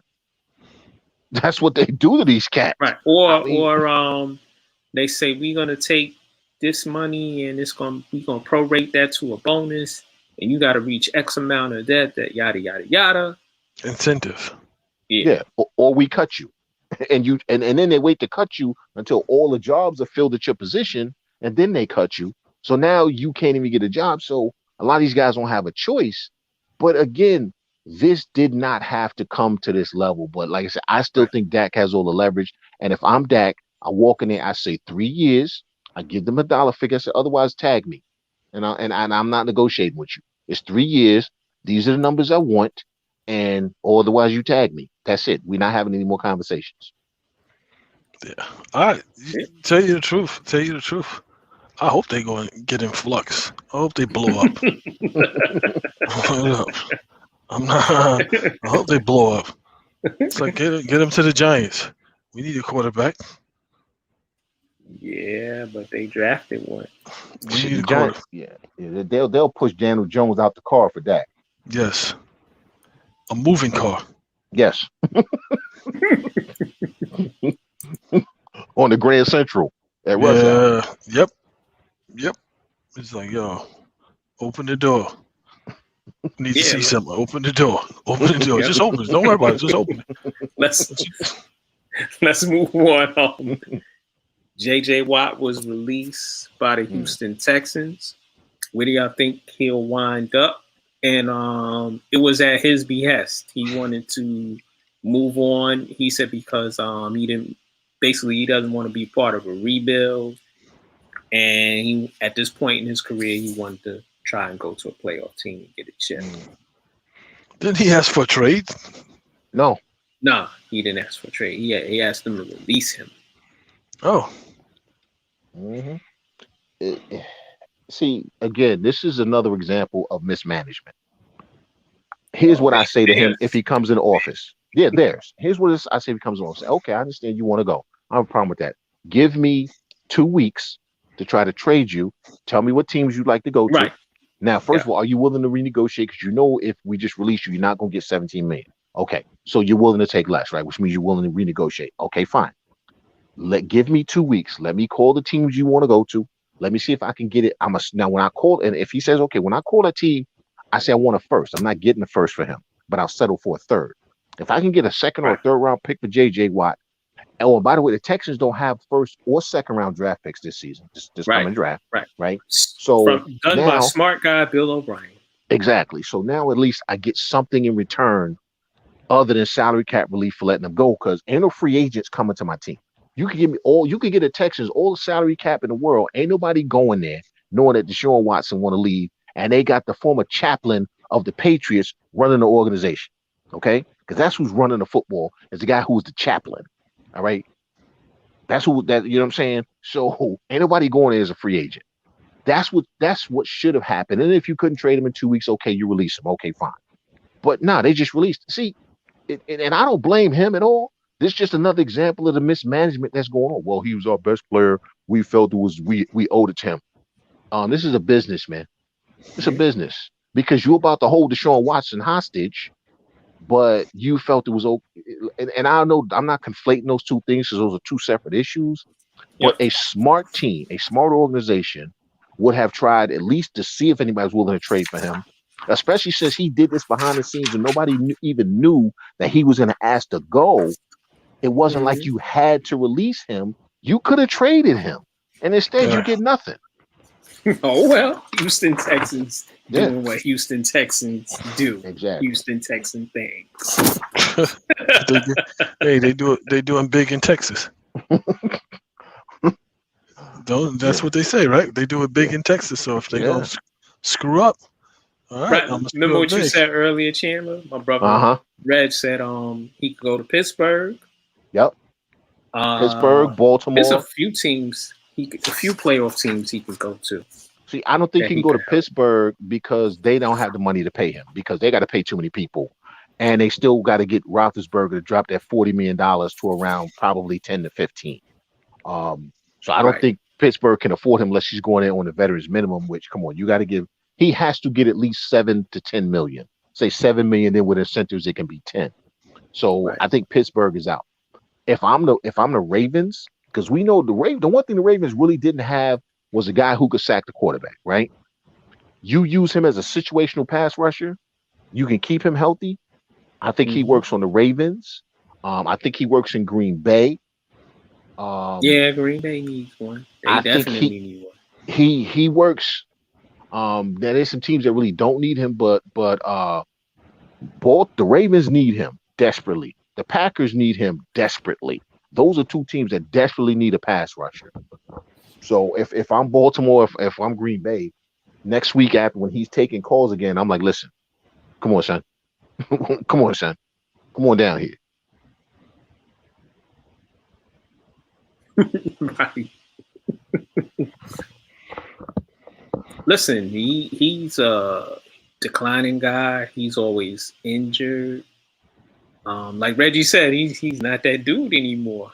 No, you use him as a situational guy like Jadeveon Clowney. You do him like you used the Jadeveon Clowney.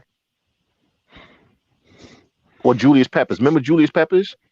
Yeah, extended his career for like 3-4 more years. Yeah. And at least we know J.J. Watt does get sacks that actually matter, unlike Julius Peppers, who I never saw him have a sack that mattered. You're right.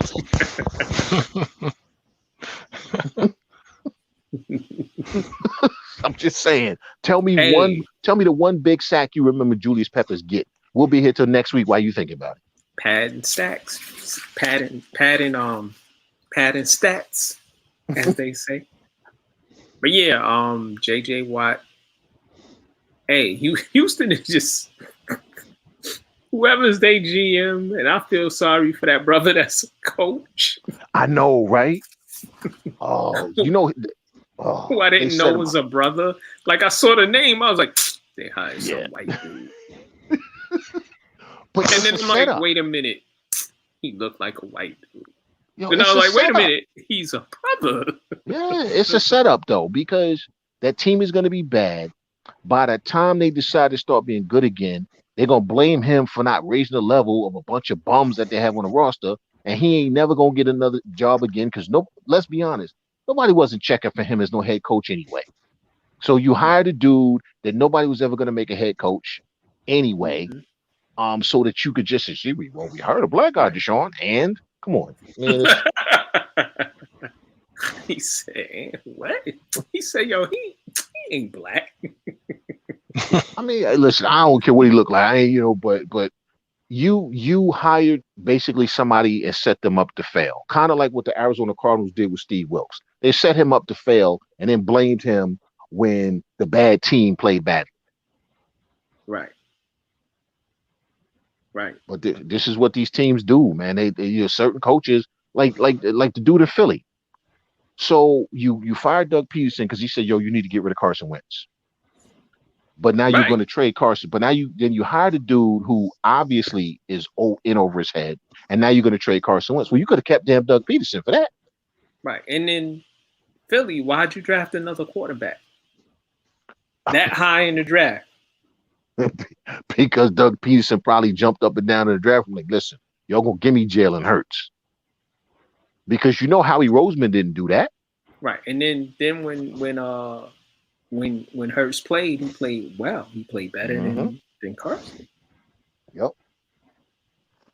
All I know about Carson Wentz is 2 different times the locker room has played harder for the backup than they have for him.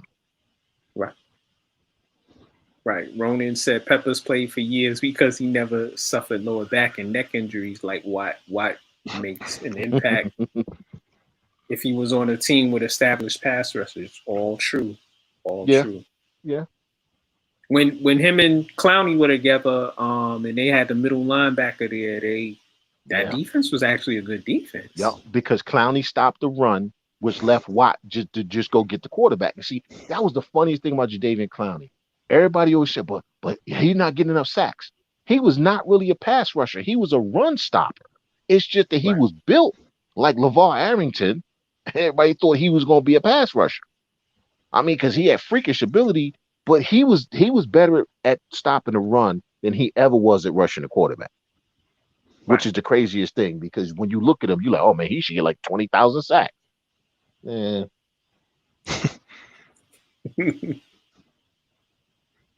Yeah, and let's go to the last topic. Guy who Chandler does not like. Rich Sherman says he wants to play 2 more years. No one cares.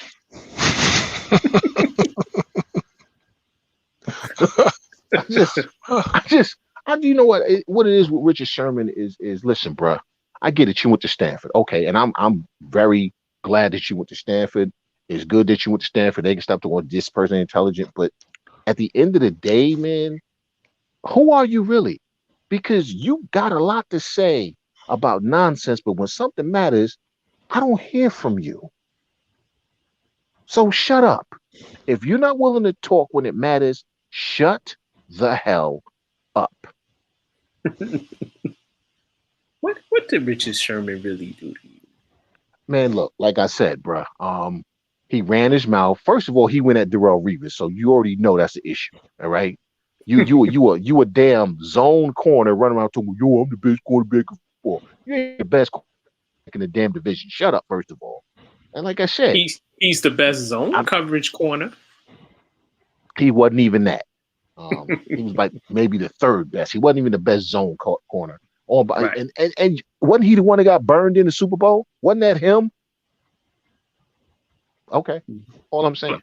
But Chandler, this is why I like you, because you keep it objective and real. You even said, and you kept the petty out of it. You said you would welcome him on the Jets. Yes, because he would be able to preach the gospel of Robert Saleh, and you need players who can advance the cause of the coach in the locker room, especially in football. You need guys who can explain the system. You need the flag bearers. Listen, I could see him playing for the Jets for 2 seasons to help set the culture on that team. I would call him every name in the book every day, but I would tell them if somebody asked me, I would tell them to sign him. I would tell them, yes, you better sign him. And then I would talk about him every day. Like, look at that motherfucker. Yes, I would. I call him everything but his name. What do you think, Bishop? I'm with Chandler on that. Who cares? Yeah, who cares? Who cares? Another light-skinned brother in the league. Who cares? Sherman, dark as me. Hold on for 1 second. That's the one with the dreads, the long dreads. Yeah. He does have he is very loquacious. He loves to talk. Mm-hmm. Between him and Jamal Adams, man, come on.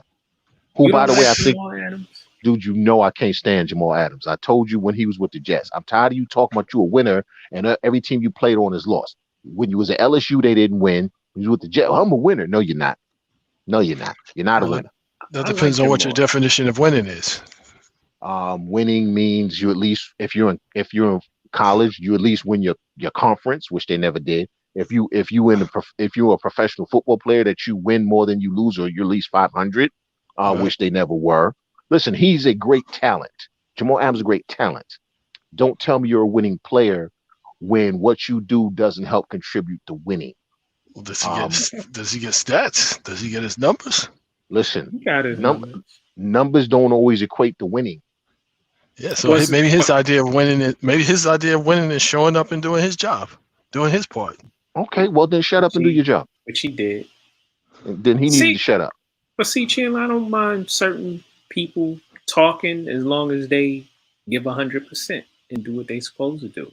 Look, now if you talking and you're talking about, listen, I'm doing my job, we need to be better, da da da da da. His thing was, I'm a winner and I'm tired of losing. I'm a winner. Stop telling me you're a winner. The team just lost 45-3. You're not a winner. Okay. Was it his fault though? Was it all on him? You are part of this. Right. Okay. I'm with you. So you're part of the losing. Oh, by the way, he went to Seattle. Seattle didn't win either. I'm just saying. Yo, Chandler, you want? Go ahead, Bishop. No, so you're saying he has a history of losing, but always talking about winning? Yes. That's all I'm saying. That's all I'm saying. It's like your actions show losing, but your words is talking about winning. Like, what do you really know about winning? Explain to me your definition of winning. Exactly. That's like me saying, oh, you know what I'm saying? I mean, if you've never done something, right, but you've been in a situation where you could help, or maybe it was nothing you could do. Stop telling me that you don't know how to win yet, because you've never won. You don't know how to win. You don't know what it takes to win. So don't tell me you're a winning player until you've been in a culture of winning. Now, if he comes, and I think he's coming back to the Jets, by the way. I think he's going to come back to Robert South. That would be man. Now you could talk about, you understand what it takes to win because you've been around winners. You've been around players who've won. You've watched their practice habits. You watch how they conduct themselves. You watch how they operate. Now you could talk about winning.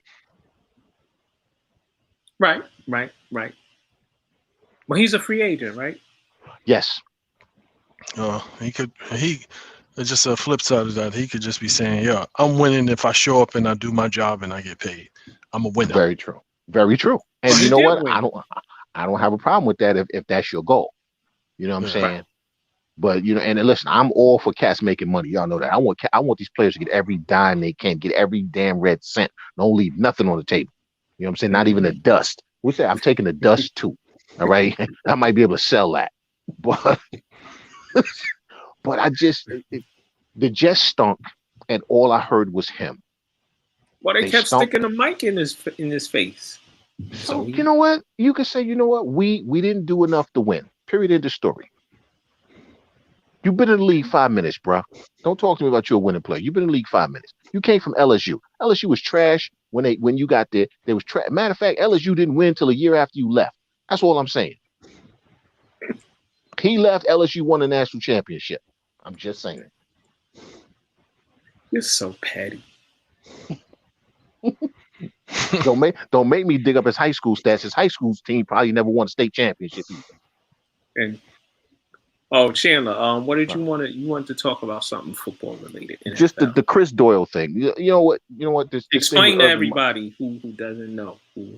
Chris Doyle was the strength and conditioning coach at the University of Iowa. For years and years and years, he bullied, berated, abused, used racial slurs. He was a racist a-hole towards the black players. He would tell them things like, if you don't do this, I'll send you back to the ghetto. You lucky to be here. Things like that. Okay. Right. Coded language, out and out slurs, you name it. There was a settlement, which means that he had to admit some culpability, and Iowa said, okay, please go away. So they gave him money to go away. Urban Meyer, who already has an issue with hiring terrible coaches, sees Zach Smith, the guy he knew was beating his wife, but he kept giving him jobs. And then claim, well, I didn't know he was beating his wife. You saw his wife with a black eye. You saw him slap shit out, but you didn't know what's going on. Okay, Urban. I thought that was foreplay. Some people like it rough. Some people like it rough. Okay. A coach who every every team he left, you found out after he left how many of his players got arrested and all other doing all kinds of craziness. This is the same guy, by the way, who vouched for Aaron Hernandez. Okay, same guy, right? Now you go hire Chris Doyle. One second. Right. His record was exonerated, so actually he's not guilty of anything. He did stuff in college. Listen, Aaron Hernandez did a lot of nonsense in college. I'm just talking about in college. Yeah. All right. Yeah. I'm talking about college, regardless of whatever else. In college, he was a bad guy. He about talking about this is a good kid. Aaron Hernandez wasn't no good kid. All right. Right. So every place you've left wreckage and detritus and terrible human beings behind. So you get a job in the NFL because that's what happens. You know, if you're a straight white male, you fail up. He just hired Chris Doyle to be the Jaguar strength and conditioning coach. Now, and then he said, well, I vetted him. I talked to people. You didn't talk to none of those players from Iowa. You didn't talk to nobody. You just decided you want to hire him. The fact that the owner let this happen, knowing this man's record, is a problem. The fact that those black coaches like Charlie Strong, who we went to war for Charlie Strong when he got to Texas, and they said all that nonsense about him, and they basically screwed him over and ran him up out of there simply because he was a black man. When they said, well, he could be a coordinator, but we don't know about him being a head coach. I remember Red McComb saying that in Charlie Strong's introductory press conference, okay? And not one of those coaches is willing to step up and say, how are you hiring this dude? Not one of these players, all these players, the Richard Shermans, the Jamal Adams, all these guys, the Josh Normans, who always have something to damn say, always got something to say. Where are they now? Where's the NFLPA? Nobody wants to say a peep. But in about a week, I'm going to see some damn commercial with the NFL and diversity. Yeah, no, I'm trying to make my community better. How about you make your league better? How about you start at your job? Okay? How about you stand up for something besides getting an extra nickel? Because that's not what the NFL is about. The NFL I'm talking about the damn players. I'm talking about these players who keep running their mouth trying to tell me they want to make a difference because you wore something on your cleats. You know how it is. The players, most of these players, especially in the NFL, they just care about their coins. Most of them. I'm going to say all of them because I ain't heard one say nothing about Chris Doyle being hired. I'm going to say all of them. And you won't. Because they don't care. Exactly. So then stop. Don't put nothing. Don't put Breonna Taylor's name on the back of your jersey. Don't put her name on your cleats. I don't want to hear you. I don't want to hear George Floyd's name come out your mouth. Because you don't deserve to say those names because you're a bunch of cowards. They are. Anything you want to add, Bishop? No. No. I mean, those are all valid points. I can't disagree with that. Right. Can't disagree with that. And it's the NFL is par for the course in hiring trash people.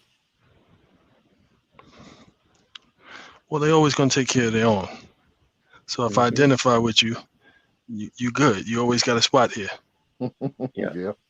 Ronan said the players in their bum ass union never have anything of significance to say. Exactly. Just like they didn't say anything about. They said nothing about Chad Wheeler. Not one word. Not one peep. Not one. That Chad Wheeler thing, like I say, the media and everybody else, suddenly he had a mental breakdown. Yeah, okay. So did what's the name? The one that punched his fiance or his wife now in her face. He had a mental breakdown. He had a momentary mental breakdown as well. That's what happens when you get angry and you don't control your emotions. It's part of it. It's psychological. You have a breakdown. Mental breakdown. Suddenly, men who are over 30 are referred to as young men. Yeah, it's funny how that works. It's funny how that works. But 12-year-olds that you're shooting in the street, well, they were grown. But what bothers me? Oh, with that cop, I have to say this. I'm sorry. Go ahead. Up in upstate New York or wherever that happened, the cop who tased little girl, the 9-year-old girl. Right. He told her, "You're acting like a child." She said, "I am a child." Yeah, and then they tased her. Yeah, that was up here in Rochester, bro. I was in Rochester. Right. I'm saying, but what bothers me so much, bro, is because I deal with mental health issues, real mental health issues. Yeah. And anytime somebody wants to try to excuse somebody's behavior, well, they must have some psychological issues. No, you're just a terrible human being. See, you can be a terrible human being and there be nothing wrong with your mental health. You're just a terrible human being. But that excuse that by people allowing that to happen.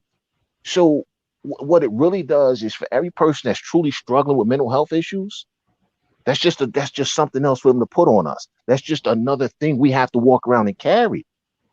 Because I don't deserve to be lumped in with him. I don't deserve that. Right. Well said. Right. Just the NFL just doesn't. They don't care and they don't get it. As long as they keep making money, they don't have to get it. They don't have to get it. That's true. And that's why, you know what, all of these, because I asked, there's a couple of women that I interacted online who are big NFL fans, and I asked them, I said, how do you, I don't want to say justify, it's not the word I use, but y'all understand the point I'm making. How do you reconcile? Thank you.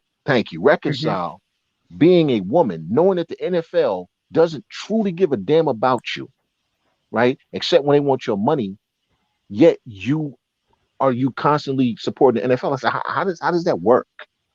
Mm-hmm. And she couldn't give me an answer because she's like, you know what, you're right. There's really no way to explain it. You know, is because, but then in the same breath, they're constantly killing the NFL for, oh, this happened and you did nothing. Well, then stop going out buying the pink damn jerseys. Well, it depends on what it is. It depends on what it is. And right now, the objectifying and the dehumanizing in a sexual way, that's the big thing now. The Me Too, and that's the thing that domestic violence, yes, it's an issue, but it's not something that they, will put in the forefront. Now, if they sent penis pics, touched somebody inappropriately, intimidated someone in a sexual way, then that's a no-no. that's something that we will not tolerate, and so forth and so on. Have all these symposiums about it. But domestic violence, well, as you say, meh. We'll have another incident. We'll have another incident of domestic violence next week. So just let the news cycle run its course, and we'll be back to business as usual. Right. Yeah, they have a rookie symposium where they had Pac-Man Jones be one of the people who tell rookies about his sordid history, but you still have the same shit going on. Yeah. So how is that working? Yeah, that's kind of like with the whole Josh Gordon thing. When we talked about that, people said, well, if we get him around the people and get him support in the locker room because they can help him. How'd that work out for Josh Gordon? Oh, he's suspended indefinitely again. It's just nonsense. They had a buffer for Pac-Man Jones, and he still got in trouble.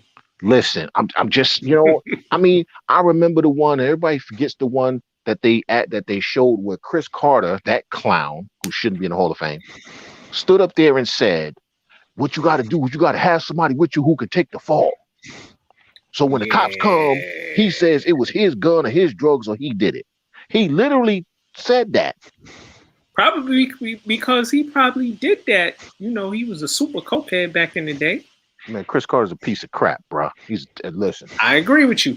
Listen, it's what he was trying to say was just totally asinine.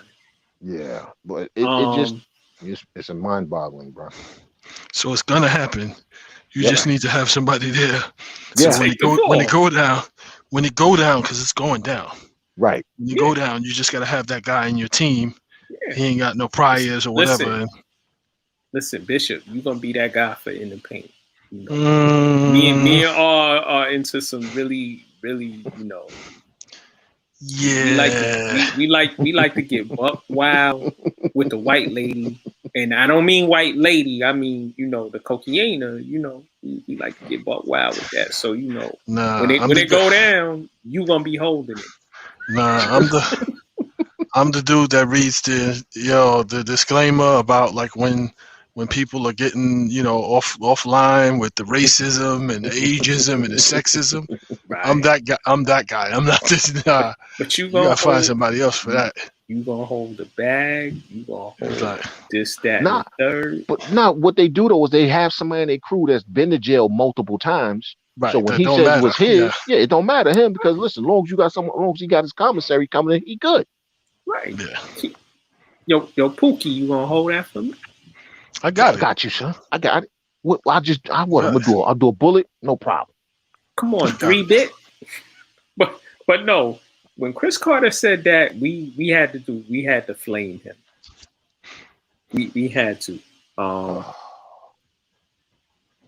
He said that all wrong, and it's just things you just don't say. What he should have said is, you need individuals in your camp who are going to keep you away from doing stuff, who are going to keep you away from falling off the right track. Not if I'm doing something, you gonna hold the bag for me. Yeah, which was code for that. So it was a Freudian slip. So he should have been politically correct, but he told the truth. So now you upset with him because he told the truth. Right. See, and because he used to do that in his life. Go ahead, yeah.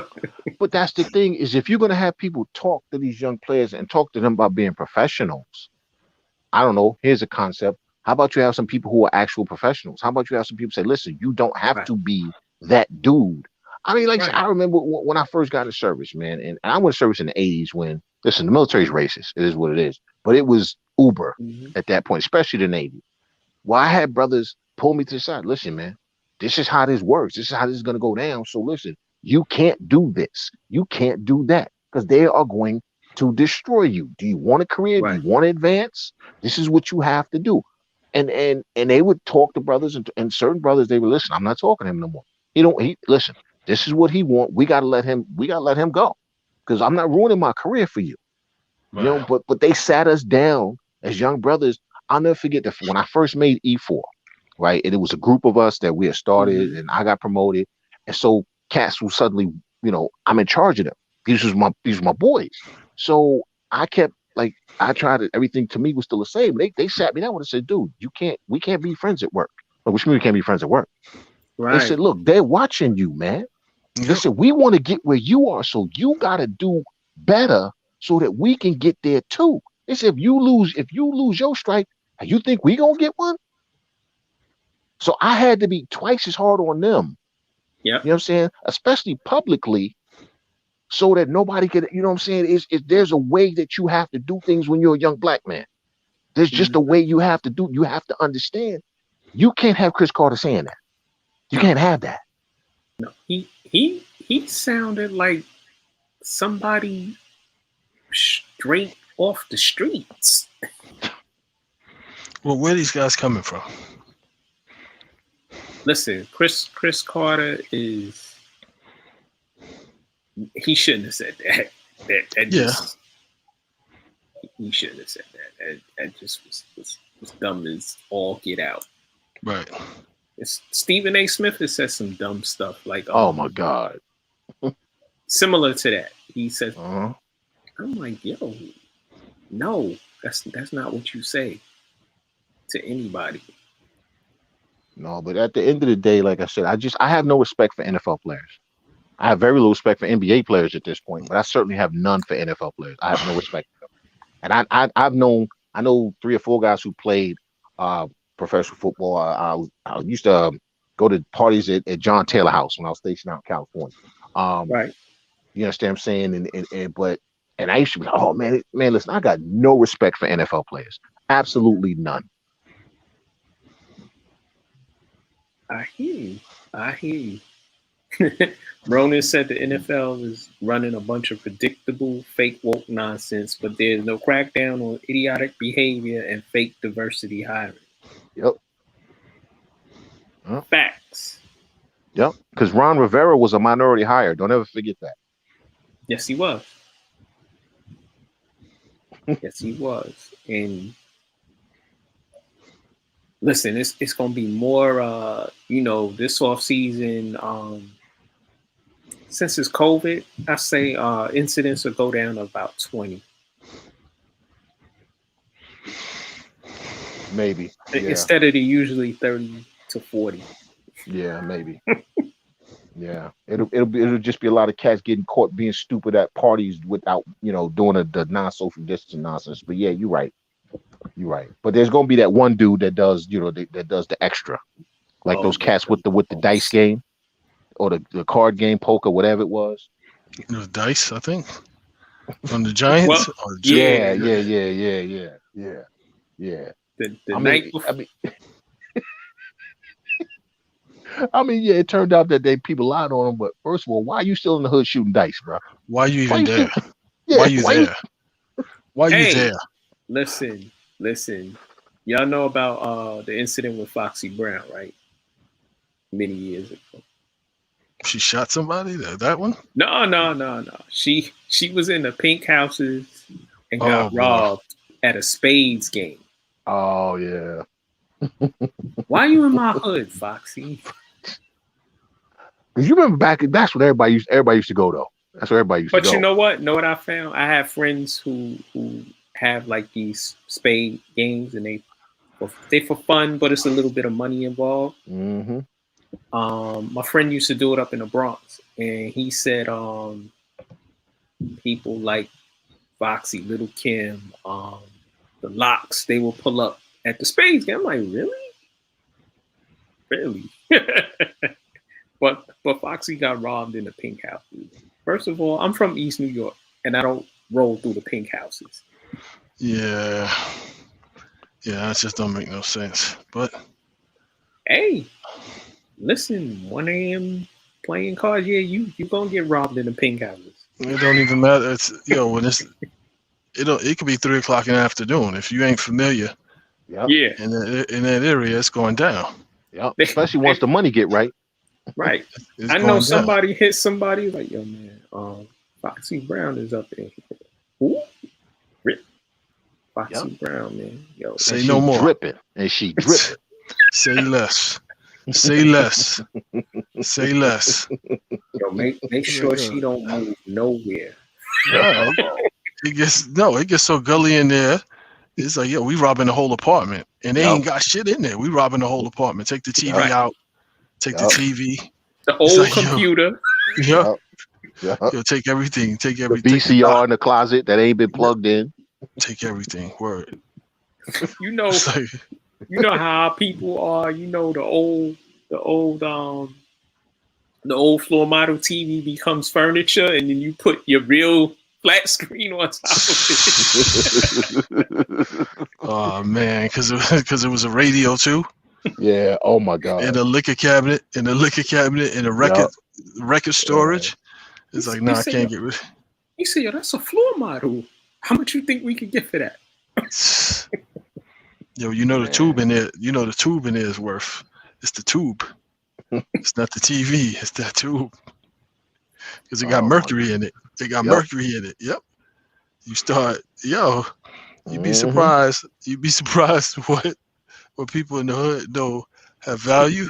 Or you think they going and taking a copper out of the electrical line and get electrocuted? Because they know copper is worth such and such amount per pound. So they're willing to go break the the electricity line to get the copper out the wire. Yo, they did that in Detroit. They did that in Detroit when I was living in Detroit, man. A cat got electrocuted at a gas station because what they was doing was they was cutting the power and then stealing all the copper wiring. Well, this clown, he decided just to grab the wiring without cutting the power. I don't mean to laugh. Did he die? Yes. Yeah. Your body ain't no light bulb.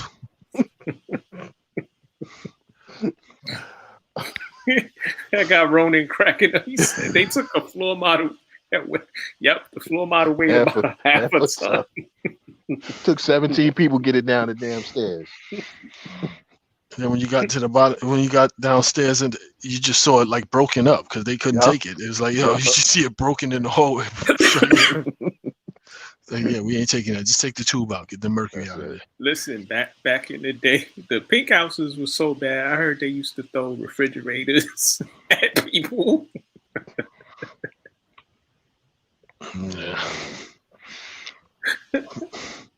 I don't know. It seems like we're there's not enough mentoring. There's just not enough, and I don't know if it don't even have to be older. It's just you got cats who know better, but nobody's willing to stand up to their friend and say, you know what, dude, this is stupid. This is stupid. Yep. You know, if I'm gonna be your friend, then I'm gonna tell you that what you about to do is stupid. Don't do that. Instead of, yo, that's my man, I gotta ride with him. No, I don't. Right. Imagine if Michael Vick had real friends who said, nah. Well, nope. That's where you needed that dude that would take the falls. He said he had a point. Because the dude don't nobody care about Laquan Jones that live over. Don't nobody care about him. Yo, you kill some dogs? Word? All right, well, you can't own no dogs and you got to pay a little fine and get on out of here. You know what I'm saying? Don't let us catch you doing it no more. But Michael Vick, now this is something different now. Now we're going to make an example. Especially when he put his name on everything. Yeah. Now we're going to make an example out of you. Because listen, in this country, you could kill a kid, you could beat up women, you could do whatever. Don't touch no dog, though. Better not. You better not touch no dog. And I'm a dog owner. I love my dog. My dog is not more important than people. Right. Just like you know why Plaxico Burress went to jail, right? They could have beat that case. I think they asked him about the mayor, or the mayor wanted to. He said, I don't know who that nigga is. The mayor of New York was like, what? Oh, Bloomberg? That was Bloomberg? Yeah, it was Bloomberg. Who was that at the time? It might have been Bloomberg or Giuliani. It was Giuliani. It was Bloomberg. It was Bloomberg. Because he was with that gun, like he would get a hard on every time he talked about banning guns. And okay. Yeah. Right. But here's the thing. My goddaughter's aunt, she worked for a company that deals with the NFL, and they provided the other entities like ABC TV and other big corporations in the entertainment and sports realm. If Plaxico Burress wanted to go out that night and go to a club, he could have had a car. He could have had security. He's an idiot. And he could have went and did what he needed to do, but you chose to put a gun in the waistband of your sweatpants. That's not going to go right. Because it wasn't about with a round security. chamber. Because it wasn't about security. First of all, it was obvious that he didn't even know how to handle a weapon. First of all, that was obvious. Right. Secondly, it wasn't. He's a gun owner too. Yeah, because he's registered. Really, he was registered in another state, not New York. There's a lot of people that are registered that have weapons that should not be weapon owners. All right, I know, but and they have no concept of how to even handle a weapon. But the other thing is, it was a status symbol. Yo, I got my gat on me, son. I got my gat. Okay, all right. And then he got Antonio Pierce all caught up. It was like a scene in Juice or some other movie. Like, yo, take the piece.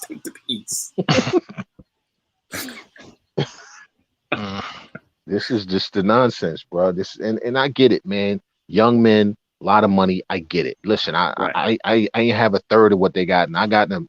You know, I was standing. You know what I'm saying? I told you more. I mean, I used to be out there with Cass, and we was trying to hustle up enough money for a quarter of Colt 45.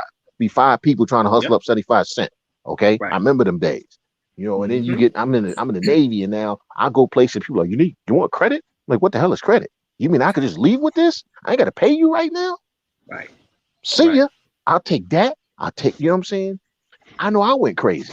So I can't imagine These cats that ain't never had nothing, right? Ain't nobody never taught them about money management or fiscal responsibility, or you might want to buy a house later on in your life, so maybe don't screw your credit up, right? Right. And now they got all of this money. Didn't you have boxing thing to talk about? Yeah, but we'll talk about it on Monday. Okay. You know, we can talk about it on Monday because I wanna do some more research on it and talk about it on Monday. Y'all ready to close this out? Yeah. All right. Because we done went from sports to Black economics, mentorship, talking about people getting robbed who shouldn't be in places after 1 a.m. Yeah. Don't nothing good happen after 11 o'clock, No. bro. Listen, I like to with this platform. We like to let people know it's certain things you shouldn't do. We provide a service too.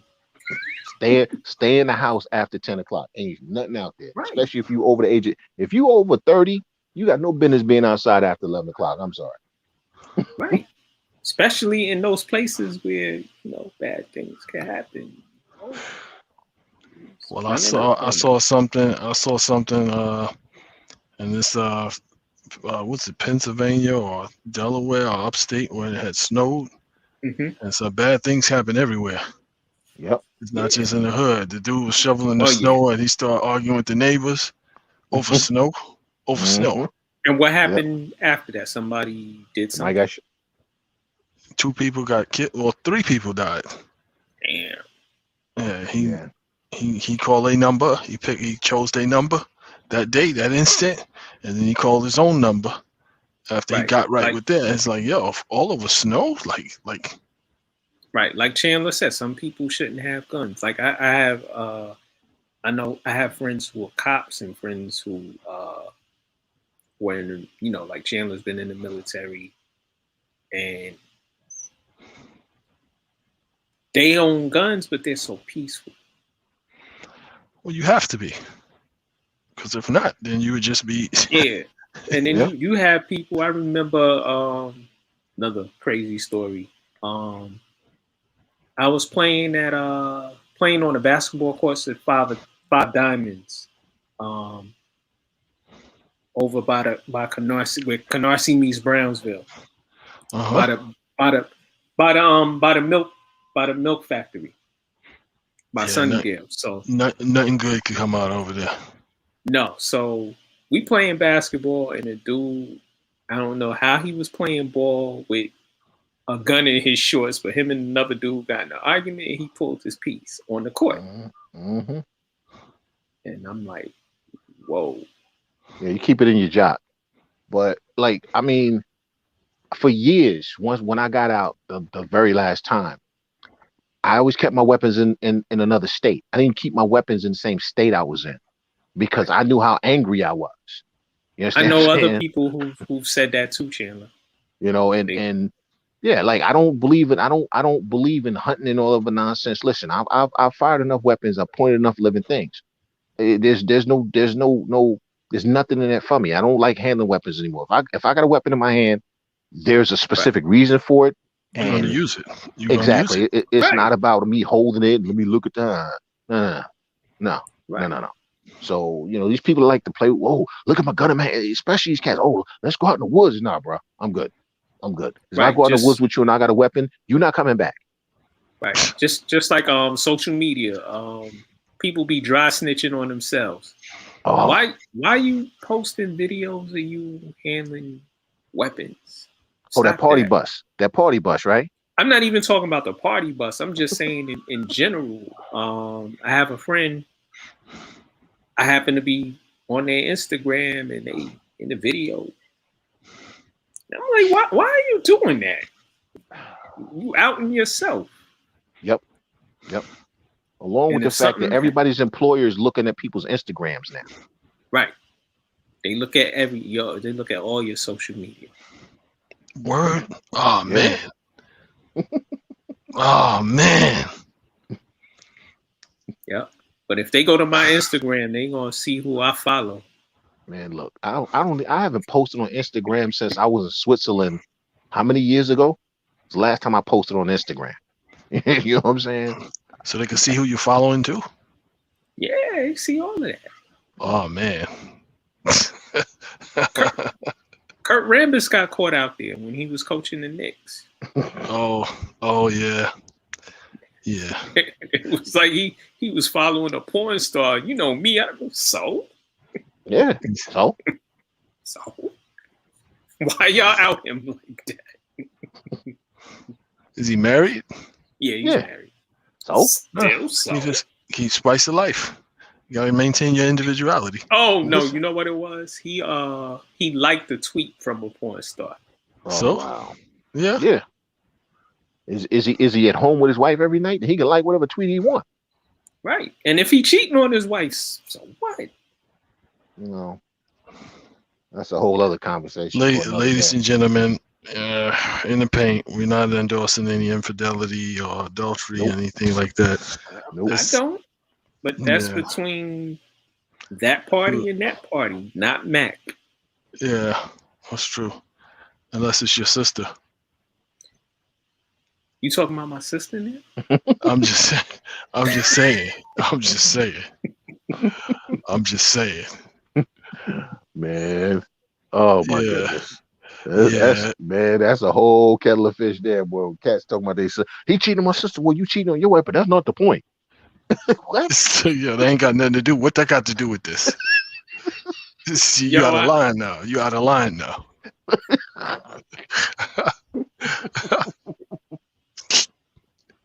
On that note, yo, this has been another great edition of In the Paint, the realest show in sports, with my people, Chandler, the Bishop. I had to leave early because that's what R doing R things. He had to leave early. But please subscribe to the YouTube channel, In the Paint Media Group. We'll probably be back Monday. And y'all have a good weekend. And why you laughing? He said he had to leave early. He doing all things. So they lost. His team lost the other night. So he had a Midtown with some socks filled with batteries, beating up homeless people and old people. So running around talking about where Brooklyn at. Where Brooklyn at.